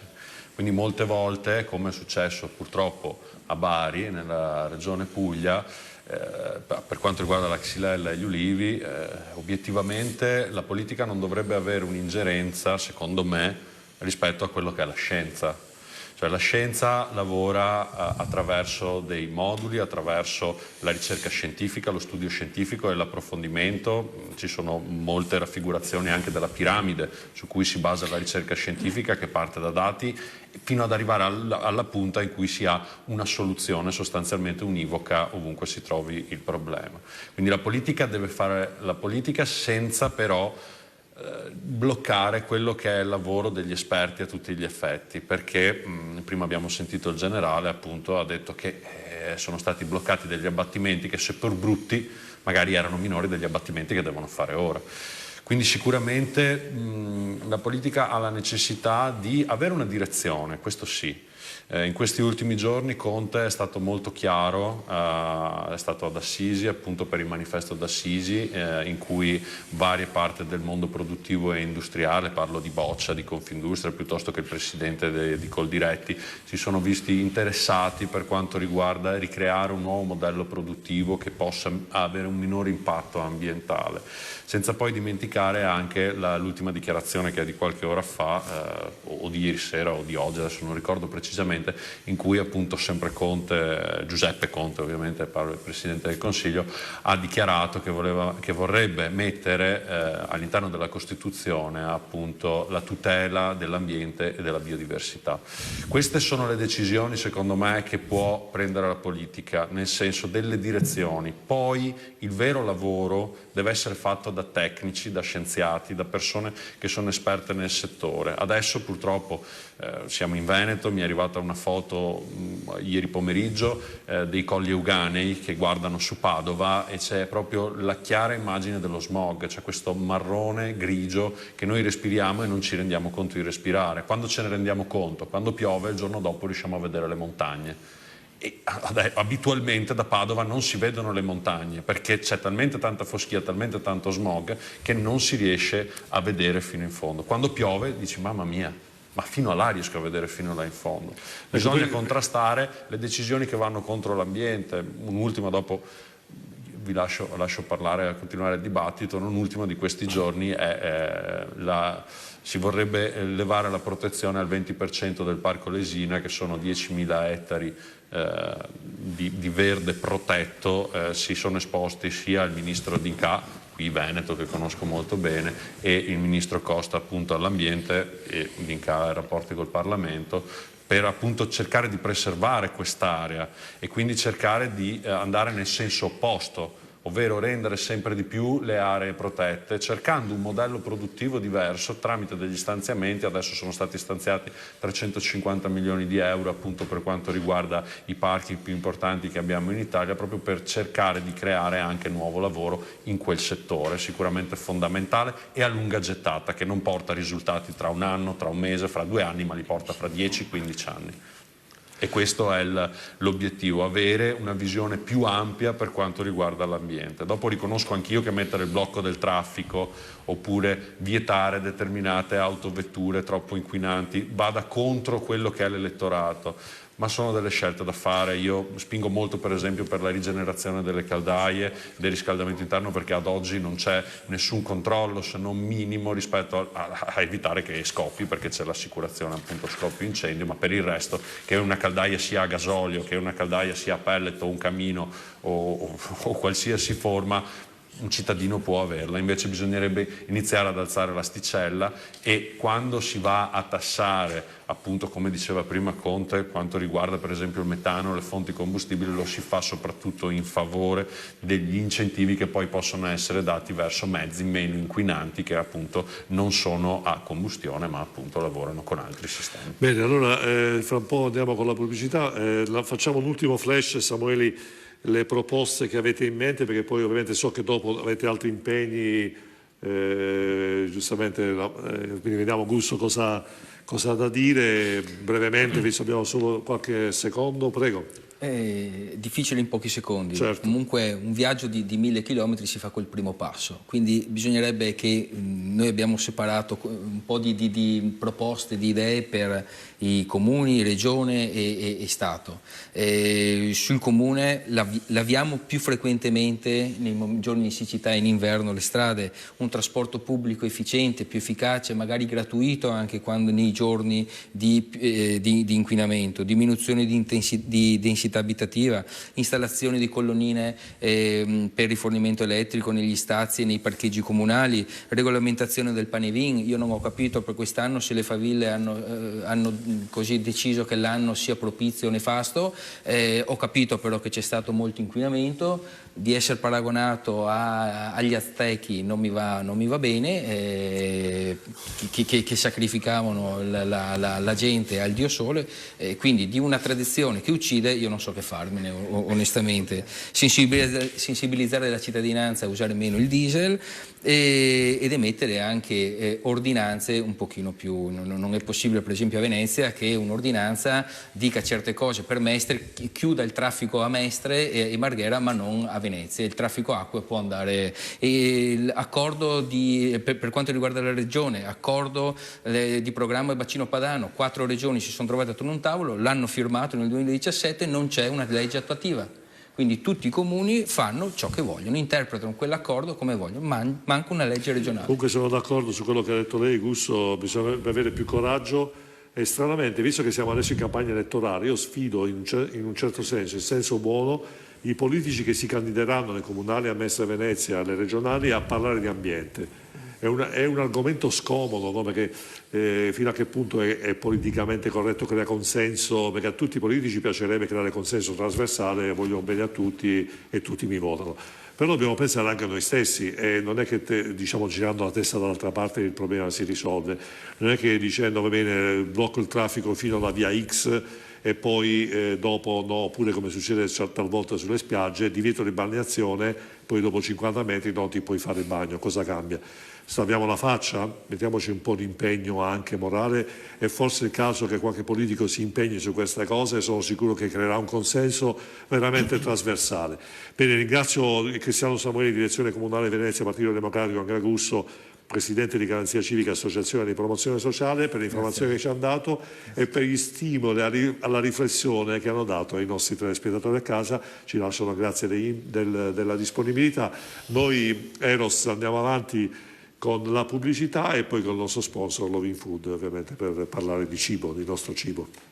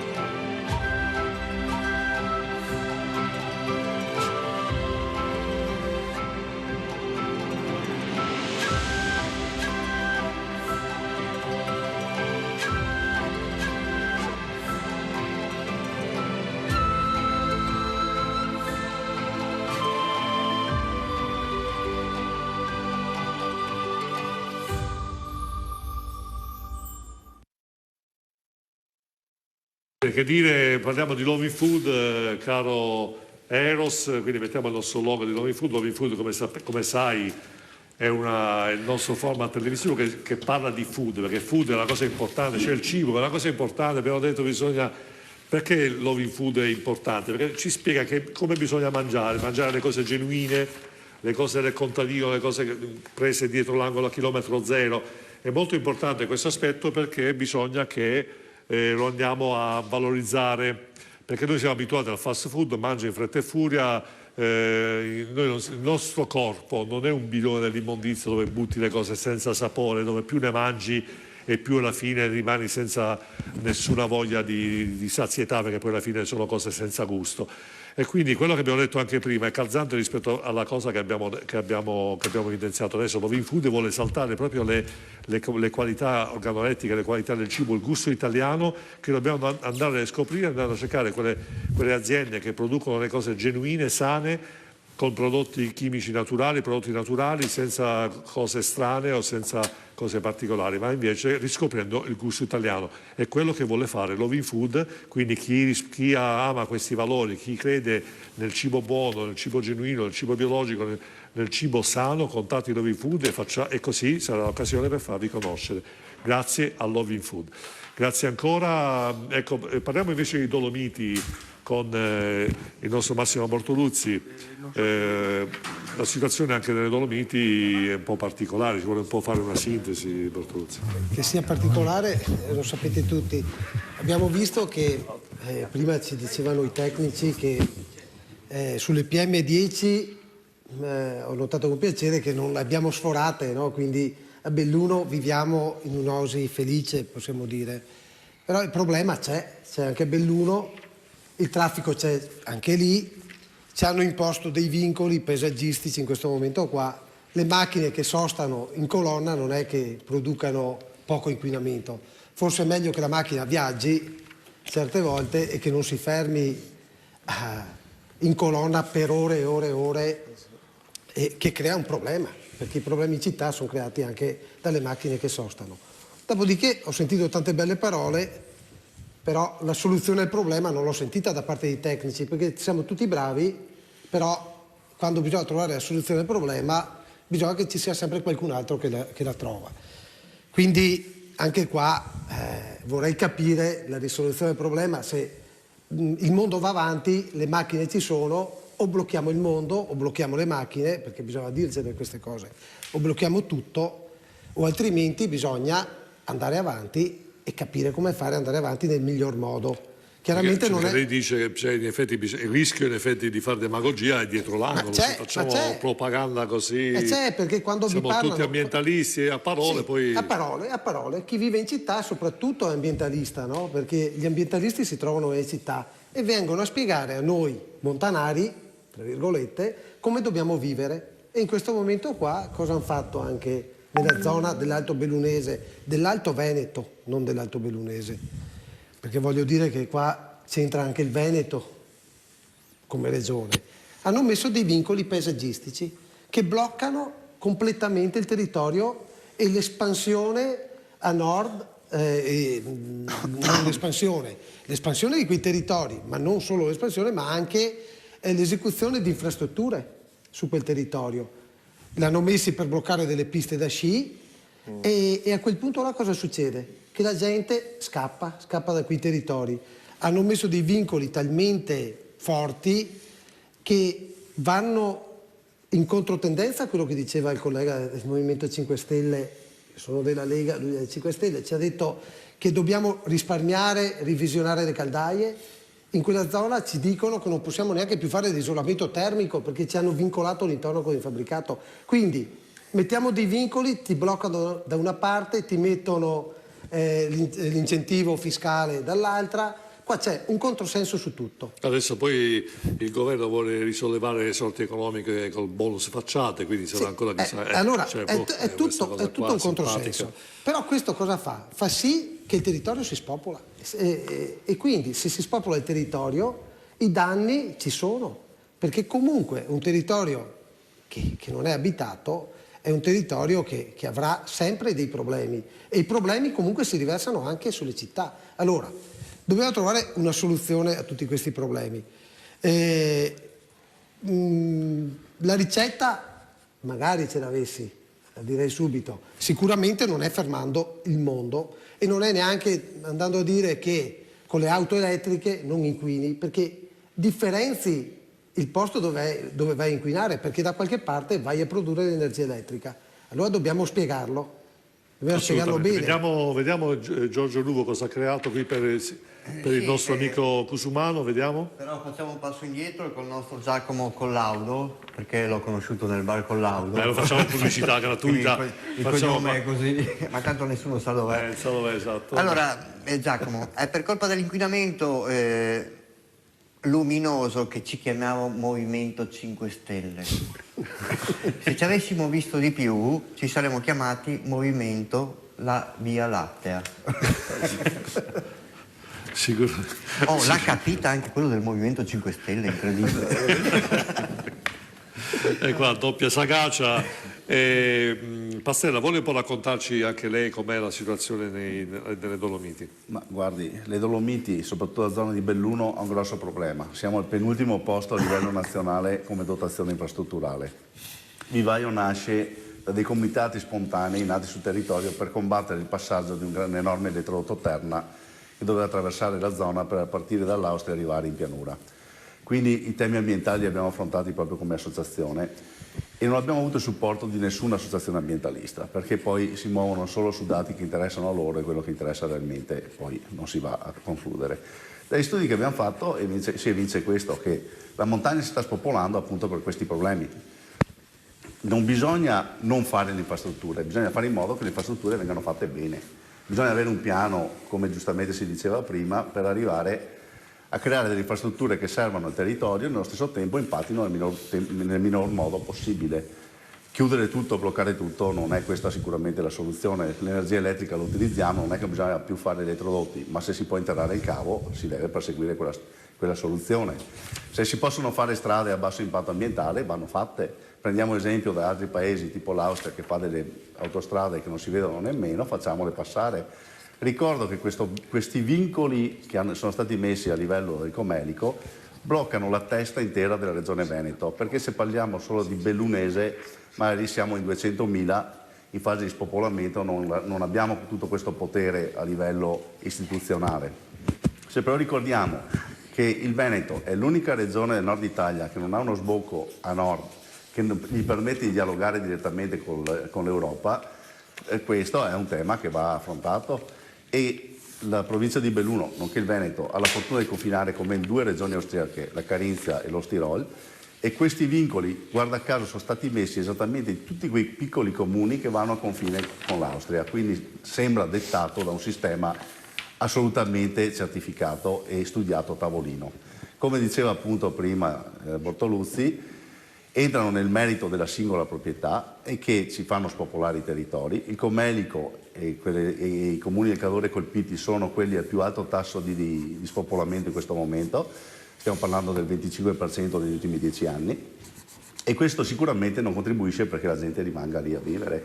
Se la montagna se ne va, la montagna cade, frana, perché non è che l'ambientalismo selvaggio porti a dei vantaggi per chi poi vuole andare in montagna a farsi le passeggiate, perché poi ha bisogno anche questo di avere dei servizi. I servizi stanno scomparendo le piccole botteghe, i piccoli bar, i piccoli rifugi. Questi vincoli non ci permettono di costruire economia per poter vivere in quelle zone e non c'è altra soluzione che chiudere botteghe e trasferirsi. Infatti i dati parlano chiaro e c'è un trasferimento verso la Val Belluna di tutte quelle zone alte in cui non è più concesso vivere se non con sacrifici enormi. Ne abbiamo parlato la puntata precedente proprio di questo aspetto la settimana scorsa, proprio del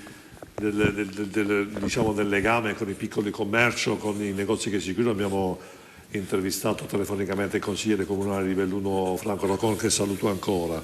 Volevo fare una domanda al sindaco Schiesaro, volevo chiedere, lei è un sindaco molto giovane, volevo chiedere nel suo comune come vivono la sensibilità dell'ambiente. Ma io ho ascoltato un po' tutti, no? Parlo forse per ultimo, se avessi potuto interloquire con gli amici del Partito Democratico avrei detto in buona sostanza che non sono d'accordo su nulla di quello che hanno detto. Io per esempio l'ordinanza sul blocco delle auto non l'ho fatta. Cadone che è l'unico comune che non blocca le auto, perché non serve a niente. Perché noi parliamo di inquinamento solo d'inverno, eppure le auto circolano anche d'estate. Quindi noi stiamo andando si obbliga i sindaci, ma a me non me ne frega assolutamente nulla, di bloccare la parte minoritaria dell'inquinamento.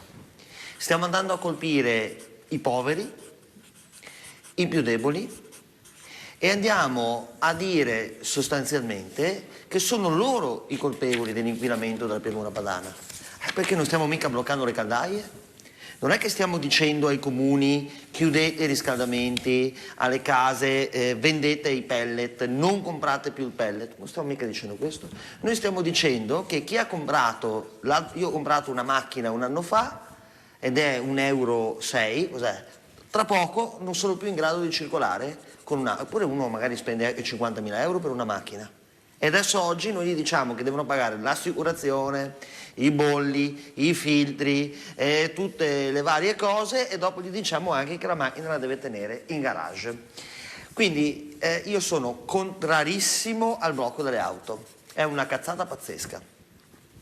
Ritengo invece che il problema siano, noi abbiamo fatto una conferenza stampa ad ottobre insieme al nostro assessore Elisabettin, dove abbiamo illustrato un vademecum di tutte le iniziative che il nostro comune sta portando avanti contro l'inquinamento. Non c'è il blocco delle auto, ma c'è il blocco del pane e vino.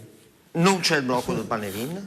Il pane e vino lo facciamo da una vita, adesso bruciare la vecchia è l'inquinamento della pianura padana. Ma ci state prendendo per il culo o siete seri? Cioè, io il pane e vino lo fanno e lo facessero sempre, non sono quelle 2 ore che bruciamo un po' di sterpaglie che creiamo l'inquinamento della pianura padana. Noi abbiamo fatto un vademecum che sembravamo dei pazzi scatenati, e vedo che adesso tutti i comuni, almeno della nostra provincia, lo stanno facendo. Primo, giriamo per le case su richiesta dei cittadini e facciamo un check della loro caldaia. Se la loro caldaia della persona anziana soprattutto non è idonea o è vecchia o consuma tanto ed inquina, noi proponiamo loro di cambiarla e gli diciamo anche dove andarsi a prendere l'incentivo, che ci sono €1.000 di incentivi, almeno il comune di Cadonega fa questo, per cambiare la caldaia. Abbiamo aumentato quindi €1.000 del comune di Cadonega. Una parte sarà del comune, una parte è e sarà del comune, una parte gli diciamo dove andarli a prendere, che è la provincia di Padova, altri €1.000 li mette a disposizione. Il comune di Cadonega mette un incentivo di €1.000 fino a €1.000 per togliere l'Eternit dalle case.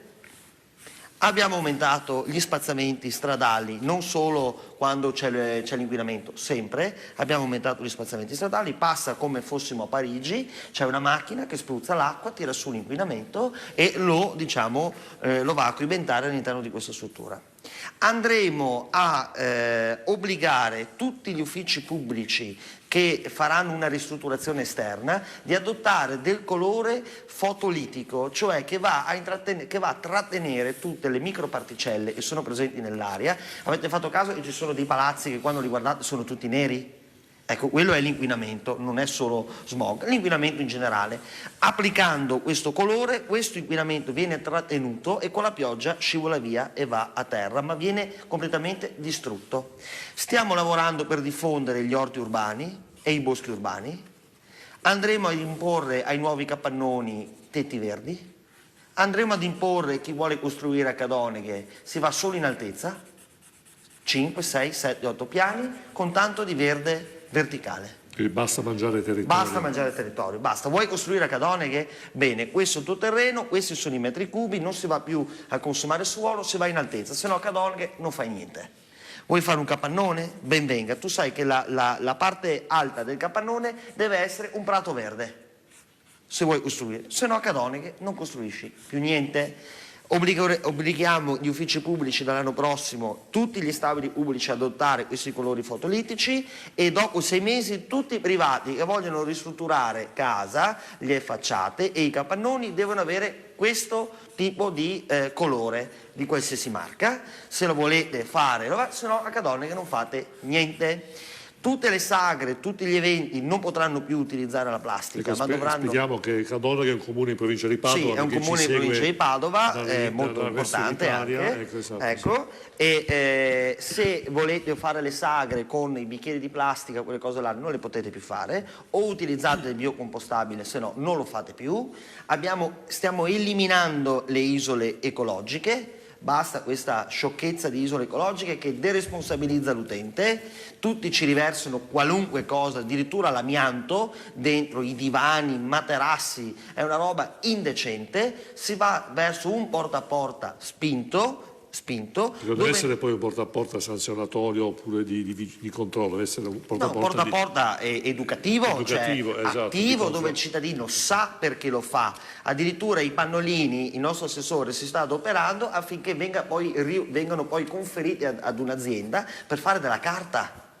Noi dobbiamo ridurre al minimo, se non eliminare, il conferimento all'inceneritore. Perché Cadoneghe sta fino adesso smaltendo male, conferendo male i rifiuti, l'umido con la plastica, perché le isole ecologiche deresponsabilizzano l'utente, non si sa chi li butta dentro. Invece noi dobbiamo premiare i cittadini quando conferiscono, perché fanno, tra virgolette, la fatica di suddividere i loro prodotti e noi li premieremo attraverso la tariffa puntuale, meno secco consumi, meno paghi. Quindi noi dobbiamo arrivare ad un ragionamento di questo tipo. Poi noi adesso abbiamo, attraverso una partnership con un'azienda, che non cito ovviamente, andiamo ad installare 12 postazioni di ricarica elettrica per le automobili sparse su tutto il territorio, dove il cittadino di Cadoneghe potrà caricare per sempre gratuitamente la propria automobile. Avete capito cosa ho detto? Tu attacchi la tua macchina, gratis, è gratis. L'ha detto Sindaco. No, c'è anche scritto sul protocollo, sulla determina, gratis. Vuol dire che per una famiglia risparmi anche 1.000-1.200 euro all'anno di ricarica. Uno dice sì, costa tanto, ho capito, però noi non siamo quelli che ti fanno tenere la macchina a casa, siamo quelli che ti danno gli incentivi per poter utilizzare la propria automobile. Quindi quello che io voglio dire è che capisco che Cadoneghe non può salvare il mondo, ma stiamo cercando di far capire che questi problemi, perché sono dei problemi enormi, non si affrontano con la demagogia, non si affrontano dicendo lascia l'automobile a casa, perché questo serve solo ai sindaci per togliersi la responsabilità se qualcuno va in ospedale e ha una polmonite e dice è colpa dell'inquinamento, perché il sindaco è responsabile della salute pubblica. Quindi quando uno va in ospedale e dice ho l'asma, oddio non respiro, è colpa dell'inquinamento, il sindaco ha fatto l'ordinanza, no, bene, è colpa del sindaco. È questo, io non me la sento di ragionare così oggi per domani, io voglio cercare quantomeno di dire ai miei concittadini guardate, è questo l'orizzonte, allora così si fa prevenzione e si fanno delle manovre strutturali, delle politiche strutturali per l'inquinamento, se no lasciamo tutti a casa l'auto, prendiamoci in giro e dopo diciamo che, tant'è vero che ho visto anche che hanno lasciato a casa le automobili, il PM10 non è assolutamente diminuito, c'è un bellissimo studio Eurostat e pubblicato anche dalla Comunità Europea dove si fa vedere proprio negli ultimi 10 anni il PM10, quindi tutto ciò che viene generato dallo scarico delle automobili è incredibilmente in diminuzione, mentre l'inquinamento generato dai riscaldamenti domestici è in aumento vertiginoso, quindi è quello che noi dobbiamo andare a colpire, dobbiamo essere coscienziosi e dire guardate cari signori, non è l'inquinamento delle automobili che stanno diventando peraltro anche sempre più sofisticate eccetera, poi vorrei sapere anche quelli che sono venuti prima se sono venuti qua in elicottero, se sono venuti qua con una bicicletta, se sono venuti a piedi o con un mezzo diesel, perché questa è la verità, dobbiamo anche prima di tutto essere noi, no? Vediamo Schesano cosa le ha riservato al nostro Giorgio Ruvo. Sì, dai, queste le dedico tutte a te Marco, ne ho due in sequenza quindi vanno valutate insieme. A Cadoneghe abbiamo sequestrato la scopa alla Befana, inquinava troppo, era un euro... Era un euro meno uno. Sì. E dopodiché, giustamente, l'anno prossimo sequestreremo anche le calze della Befana dei bambini cattivi, perché lì il carbone inquina tantissimo. Effettivamente Giorgio Ruvo è un esperto. No, io ci tengo all'ecologia. Vedo che se ne intende del problema infatti, ambientale. guarda, se vuoi, ci tengo così tanto alla natura, caro Max, che noi siamo per valorizzare l'ambiente. Infatti nei nostri boschi stiamo installando sui pini delle prese USB per ricaricare i cellulari. Ci tengo, E ovviamente parlavamo delle Dolomiti. Cusumano.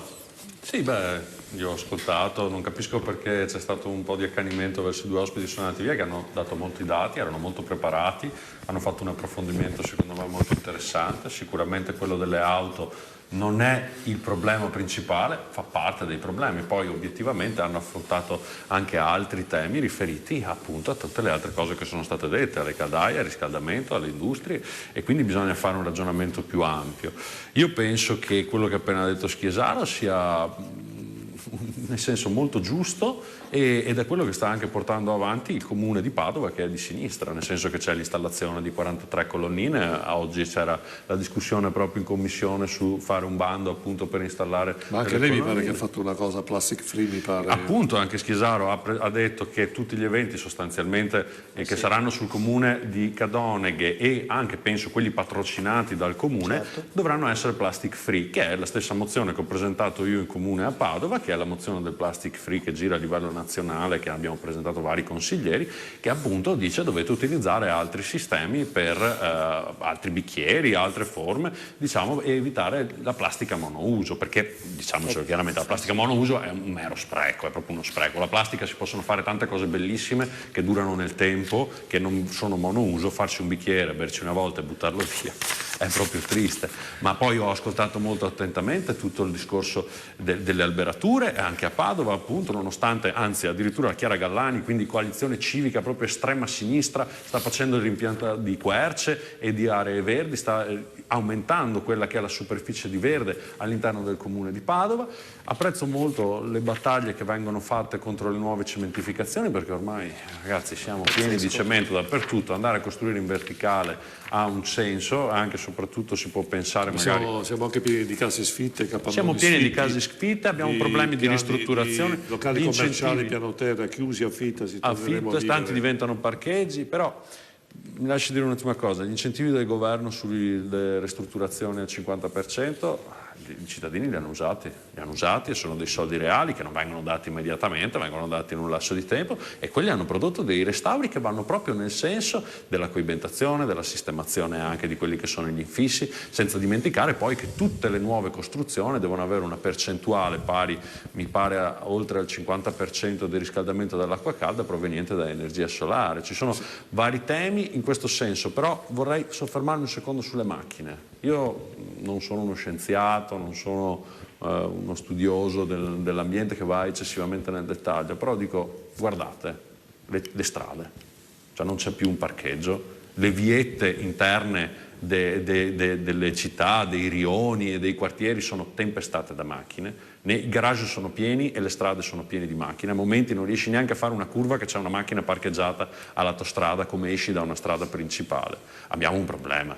Il consumismo ha fatto sì che ci sia un problema eccessivo legato a questo strumento, e in futuro, un domani, non molto lontano secondo me, tutti questi mezzi non ci saranno più, perché non ce ne sarà più la necessità. Chiaramente futuristica come visione la mia, ma è questa la direzione, non ce ne sono altre, perché non possiamo andare avanti con un modello così. Assolutamente. Ma anche il verde, più che troppe auto, ma anche il verde, cioè mancano le isole del verde, non c'è. Ogni anno vengono concessi appunto dei crediti per poter edificare a ogni comune, anche il comune di Padova. Lorenzoni ha provato a bloccarlo, ma non c'è niente da fare. Ci sono delle leggi che prevedono che ci sono delle quote di edificabilità che vengono date ai comuni ogni anno, e bisogna cambiare e andare verso la rigenerazione del vecchio. La rigenerazione del vecchio è l'unica soluzione. No, cioè quello che sta accadendo adesso è l'opposto, cioè noi ci hanno dato un tot di suolo consumabile, entro quello noi dobbiamo lavorare, se vogliamo, ho capito. Però ve l'hanno dato? E viene dato e viene leggermente aumentato. Entro 2050 in Veneto non puoi più consumare più nulla. Abbiamo cementificato quasi il 50% del territorio in Veneto. Non sto dicendo giusto o Lega e Forza Italia. Sto dicendo, capito, però scusate ragazzi, oggi abbiamo 155 miliardi di PIL, non non l'abbiamo fatto tirando sulle patate. È lo stesso discorso. Ecco, no, sono perché, due contrappesi, ho l'economia capito. e l'ambiente. Bisogna Bravo, cambiare allora il non è che sistema possiamo buttare via produttivo. il bambino No, acqua al sono fuoco. d'accordo. Ok. Non rinnego le Io scelte però del sto passato, dicendo, ma non possono essere le scelte del futuro. Certo, appunto sto questo dicendo è il che punto.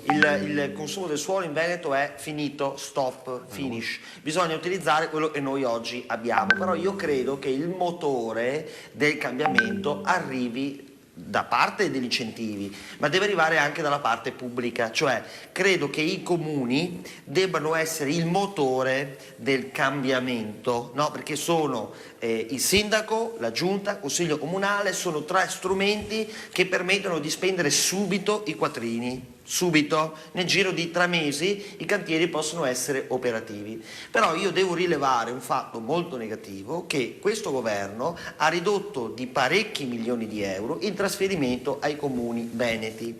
Allora noi non possiamo dire, tranne il caso di Cadoneghe, ma è un caso perché c'è stata una cattiva gestione della finanza pubblica, ci hanno aumentato il trasferimento di 112.000 euro, ma tutti gli altri comuni veneti hanno tagliato sonoramente, anche Padova, 200 e passa mila euro in meno.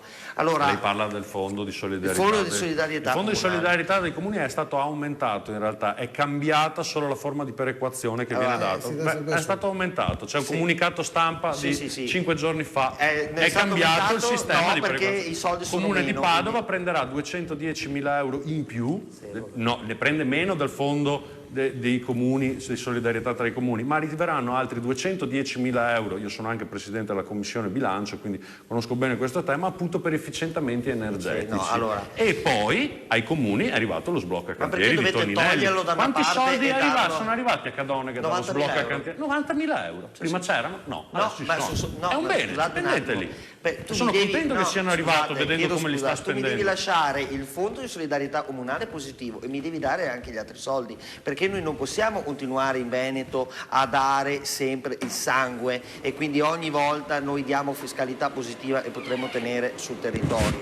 Allora, se voi questi soldi me li lasciate al comune di Padova, di Cadoneghe e tutti gli altri, io vedrete che cambio le finestre, faccio gli isolamenti, cambio i coppi, Ma arrivano. metto... Adesso arrivano 90.000 euro, non sono 90.000 euro in più, le arriveranno altri soldi, adesso non so il dato, quanti abitanti fa Cadoneghe? Non mi ricordo. 16.170. Dovrebbero, adesso non mi ricordo la quota precisa, comunque dovrebbe arrivarle più di qualche decina di migliaia di euro, intorno ai 50-60.000 euro, per quanto riguarda gli efficientamenti energetici. Sì, vabbè, ma oltre ai 100 che ha già preso dal fondo di solidarietà dei comuni. Il nostro è un comune che genera milioni di euro di imposte, ok? Tu non mi puoi dare 90.000 euro, perché con 90.000 euro... Sono 90, più 110, più altri 50, Vabbè, sono ma di più, siccome, dai. sì, ma me li date una volta ogni tanto. Ora, se voi me li lasciate, io mi arrangio. Peraltro, devo anche dire che 90.000 euro non sono 90.000 euro di cantiere, saranno 60.000 euro di cantiere, perché c'è il CONAI, gli oneri per la sicurezza, l'IVA al 22, l'IVA al 10. Se vuole, l'IVA li qua, rifiuti, le l'IVA- regali a un altro comune. Come? Cioè, Non ho le, capito. le serviranno, le servono quei soldi, penso. Non credo le facciano fastidio. No, Insomma. ma non è. Ma io ho 90.000 euro, io cambio lampadine, Cambi le lampadine, cambio 3 cominci. finestre. E quanto le ha dato prima invece il governo precedente? Ancora meno. Quindi No, voi dovete. le stiamo No, dando il fondo anche di di più. solidarietà comunale era molto positivo. Ma è ancora secondo più in me. positivo, anzi No, è i in soldi crescita. sono meno. No, in- sono di più, Ma è no. che è cambiata la perequazione tra comuni virtuosi Sì, e me meno li togli virtuosi. da una parte e me li dai Sidero dall'altra. Bortoluzzi. Zero. Dico No, che è il aumentato. problema nostro è completamente diverso, no? Perché qua stiamo parlando di consumo del suolo, di costruire in altezza, da noi no, perché adesso voglio entrare nel merito dei vincoli. Da noi ci impongono che non puoi fare l'isolamento, Esatto. che non puoi più costruire, che non puoi più fare una strada, che devi vivere in una riserva. Sì. E questo è quello che sta succedendo. Però venite voi a vivere in una riserva, non dire ai bellunesi dovete vivere in una riserva, perché è quello che sta succedendo. Qualcuno da Roma, da Venezia, dalle città dove ci sono tutti i servizi, dove ci sono i tram, dove ci sono le metropolitane, dove ci sono i taxi, viene a spiegare che noi non dobbiamo più andare in macchina, che non dobbiamo più muoverci, non so. So che i cambiamenti La sono risoluzione difficili, qual è? No, il cambiamento è difficile. ed è lì la sfida, trovare un nuovo sistema economico meno impattante a livello ambientale, non seguendo il modello vecchio. E questa è la differenza principale. Se ma ci continuiamo a seguire il vogliono modello i soldi. vecchio, Ci vogliono resteremo così e soldi. ci ammaleremo tutti. Ci vogliono soldi. Se voi mi date 100.000 euro, io Ragazzi, mi ci compro due vogliono più macchine soldi. elettriche. L'Italia, Ci vogliono i soldi, l'Italia è ragazzi. arrivata a un 130% di debito, mica per colpa dell'ultimo anno. Ma chi l'ha detto del debito? Io sto dicendo ci No, che vogliono i i soldi non è facile trovarli con una depressione che abbiamo in Europa. Sentiamo Pastella, voglio sentire. Guardate, io rappresento La un gruppo di depressione, via cittadini mi, guardo i conti che si sono- del governo e porta via i skei. che si sono occupati un po' di queste tematiche, Adesso alziamo anche le buste paga, compreso dai. la farsa del 20 porta a euro. porta spinto, che è una cavolata mondiale. Ma a parte questo, Come non ho capito, sì. il porta a porta spinto è una cavolata mondiale, poi ti spiego perché. E quindi l'alternativa qual è? I bidoni? Dove vanno a finire i tuoi rifiuti del tuo comune? Dove vanno a finire una volta che li hai raccolti col porta a porta spinto? Perché il problema è dove L'alternativa qual è al porta a porta? bisogna che il governo centrale o piuttosto la regione, no, fermati, perché non può essere un singolo comune che decide strategie. Se tu non Non sei... è un singolo comune, ci sono i bacini, ci sono gli ATO, sono le aree ottimali. Le aree ottimali raccolgono i rifiuti e dove vanno a finire i rifiuti una volta li hai raccolti separati. Il problema non è come lo raccogli e se lo differenzi, il problema è dove va a finire il rifiuto quando l'hai raccolto. E se poi me lo ributti insieme, me lo rimetti nell'inceneritore, questo non cambia. O sotto la pedemontana. Non cambia dove lo butti. Il problema è che la raccolta porta a porta spinta produce inquinamento perché devi andare casa per casa a raccoglierlo, fare una montagna di bidoni. Il problema è trattare il rifiuto. Se tu non sai dove finisce il rifiuto non puoi decidere nemmeno la Io raccolta. sono contrarissimo a questa cosa perché noi a Cadone, che abbiamo le isole ecologiche, abbiamo 7.000 famiglie che girano o l'automobile o le scoasse dietro la questo è un macchina. problema civile e di civiltà. No, Sì. scusatemi un attimo, ho 7.000 famiglie a Cadone, no? Che portano rifiuti nelle isole ecologiche, tutti caricano i rifiuti 2 volte alla settimana dietro il baule della macchina e ci sono automobili che girano a portare i rifiuti nelle isole ecologiche. Allora è meglio avere 7.000 macchine e girano o 6 automezzi che girano? Magari elettrici? Allora fai un sistema dove puoi andare a fare una raccolta che è un misto tra avere l'isola ecologica e avere il porta a porta spinto. Ci sono delle soluzioni anche alternative che vanno studiate, ma ovviamente dobbiamo lasciare l'argomento perché purtroppo siamo in chiusura, c'è il fine che lampeggia, c'è una scritta, voi non lo sapete, dietro qua ai nostri monitor che lampeggia impetuosamente, il tempo passa. Ecco, Eros, gli argomenti sono molto interessanti sicuramente, però ecco, devo fare i complimenti a Schiesaro perché, come ha detto giustamente la Stefania, sindaco giovane che ha messo subito l'accento sulle problematiche ambientaliste, quindi la sensibilità ci vuole perché bisogna partire dal basso. Poi parleremo anche delle politiche animali che stiamo facendo a Cadone. Va bene, ne parleremo ancora. Ecco, solo Eros, che c'è una piccola sorpresa per me, perché i miei ragazzi mi hanno detto facciamo un video, però di al regista di metterlo all'ultimo. Io non so che cos'è, me lo vuoi lanciare qualche secondo, vediamo com'è?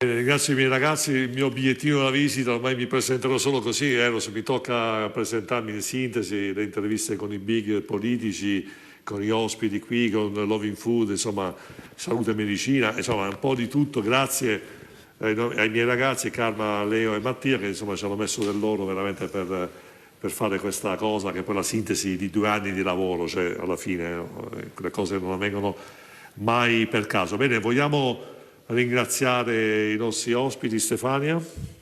Ringraziamo Giacomo Cusumano, consigliere comunale Padova, Movimento 5 Stelle. Grazie a voi dell'invito e a tutti gli telespettatori.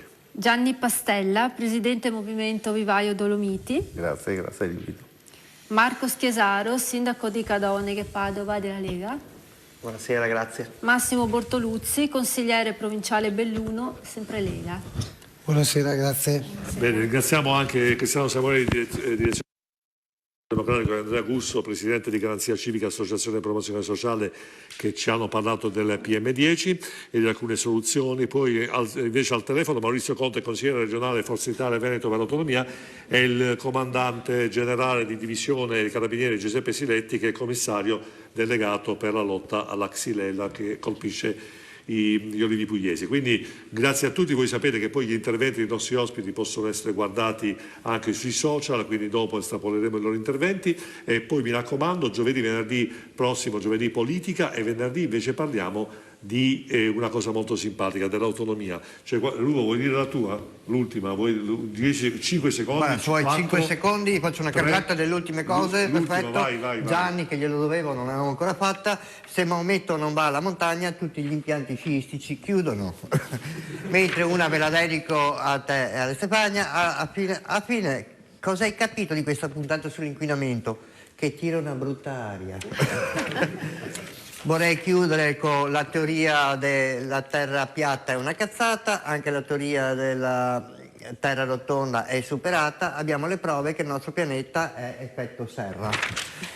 E chiudiamo a livello mondiale, i giganti della terra, Greta a Trump, cattivo, chi lo dice sa di essere lo specchio riflesso, non me ne frega, faccia da strega, e io qua chiudo e vi saluto.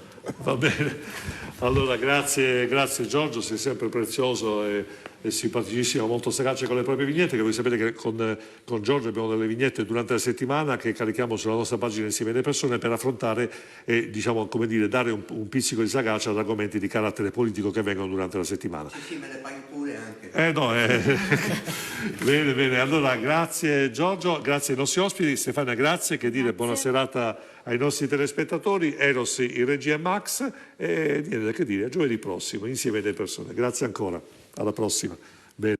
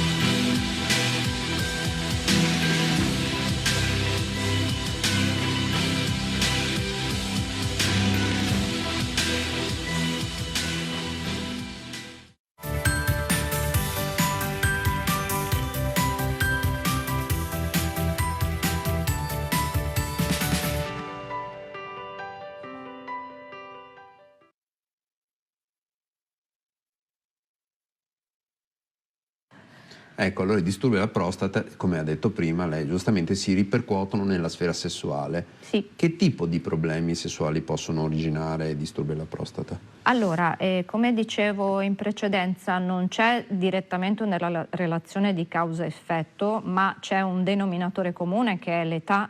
Io cerco spesso di esemplificare ai miei pazienti che l'ipertrofia prostatica, l'ingrossamento della prostata non è una malattia ma è un fenomeno fisiologico, come i capelli che imbiancano, E certo che questo si accompagna ad altri fenomeni ugualmente fisiologici che riguardano per esempio l'invecchiamento delle arterie, dove per arterie intendiamo quelle di tutto il corpo. Fatalmente le arterie del pene, che sono quelle responsabili di una buona qualità dell'erezione e quindi della vita sessuale, essendo un circuito chiuso incapace di generare un sistema di compenso, sono le prime che risentono dell'invecchiamento. Ecco, per cui in particolare il paziente che viene per fare una visita per ipertrofia prostatica, appena si è rotto il ghiaccio, si è creato un clima diciamo di relax e di fiducia, a latere, magari quando sto per congedarlo mi dice avrei anche un altro problemino, e questo è un classico che succede nell'ambulatorio urologico, per cui poi spesso le due tematiche coesistono, in parte sono anche diciamo in relazione causa-effetto, in parte sono proprio statisticamente le cosiddette comorbidità, quindi due problematiche di salute legate a un fenomeno comune che è l'invecchiamento. Insomma. Ecco, ci sono i problemini, ma ci sono anche le soluzioni. Per fortuna sì, in questo senso, anche a proposito del tabù che c'è rispetto alla sfera sessuale, dopo l'introduzione del Viagra, nella metà degli anni 90, molte di queste tematiche sono state sdoganate. C'è stato un incremento, credo, del 400%, si stima almeno negli Stati Uniti, dell'accesso alle visite per tematizzare il problema disfunzione erettile. In realtà resta la questione che la maggior fonte di informazione resta tutt'oggi internet, ecco, perché comunque magari l'uomo ha una latenza per accettare il problema, e quindi il tempo che trascorre tra quando compare il sintomo e quando poi effettivamente si rivolge alla figura dello specialista è relativamente lungo. Alcune volte il medico di medicina generale non ci aiuta, nel senso che il paziente segnala il problema e lui generalmente propone un farmaco autonomamente ma senza fare una diagnostica, e questo secondo me è un po' una lacuna. Può funzionare in alcuni casi, ma generalmente poi alla fine è destinata a fallire come strategia terapeutica, lascia il paziente insoddisfatto e con ancora più paura di riproporre la tematica. Ecco, questa almeno è la mia esperienza.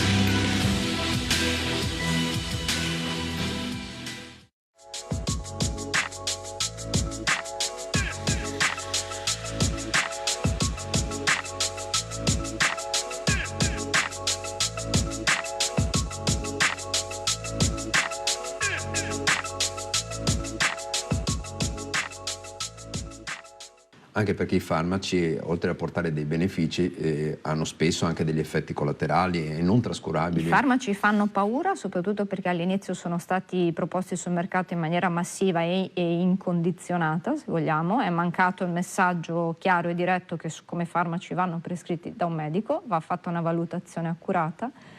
E sicuramente non sono esenti da effetti collaterali, quindi bisogna valutare l'età del paziente, le sue comorbidità, la problematica anche in termini sessuali va quantificata, perché se un paziente ha una defiance occasionale non va per forza messo in una terapia sistematica, e poi non dimentichiamoci anche di valutare gli aspetti psicosomatici legati anche alla relazione, allo stress. Lo stress fa anche questo da denominatore comune un po' di tutti i soggetti che si propongono per questo tipo di problema.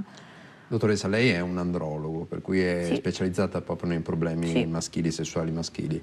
Per il trattamento dell'impotenza, ne abbiamo parlato un po' sorvolando, non c'è solo la terapia farmacologica, ci sono tanti tipi di terapie diverse, in particolare oggigiorno la terapia con gli ultrasuoni si dimostra molto efficace. Certo, questa è una novità, non più così nuova in realtà, perché i primi studi risalgono a una decina di anni fa. Comunque il limite del farmaco, al di là dell'effetto collaterale, è che non è una cura ma è un palliativo, nel senso che, ritornando al discorso dell'invecchiamento delle arterie, il farmaco non agisce contro l'invecchiamento delle arterie ma semplicemente vasodilatando, quindi producendo un iperafflusso, compensa questo problema. La tecnologia con le onde d'urto a bassa intensità è un'evoluzione, ecco, delle nostre conoscenze teoriche sulle onde d'urto in generale.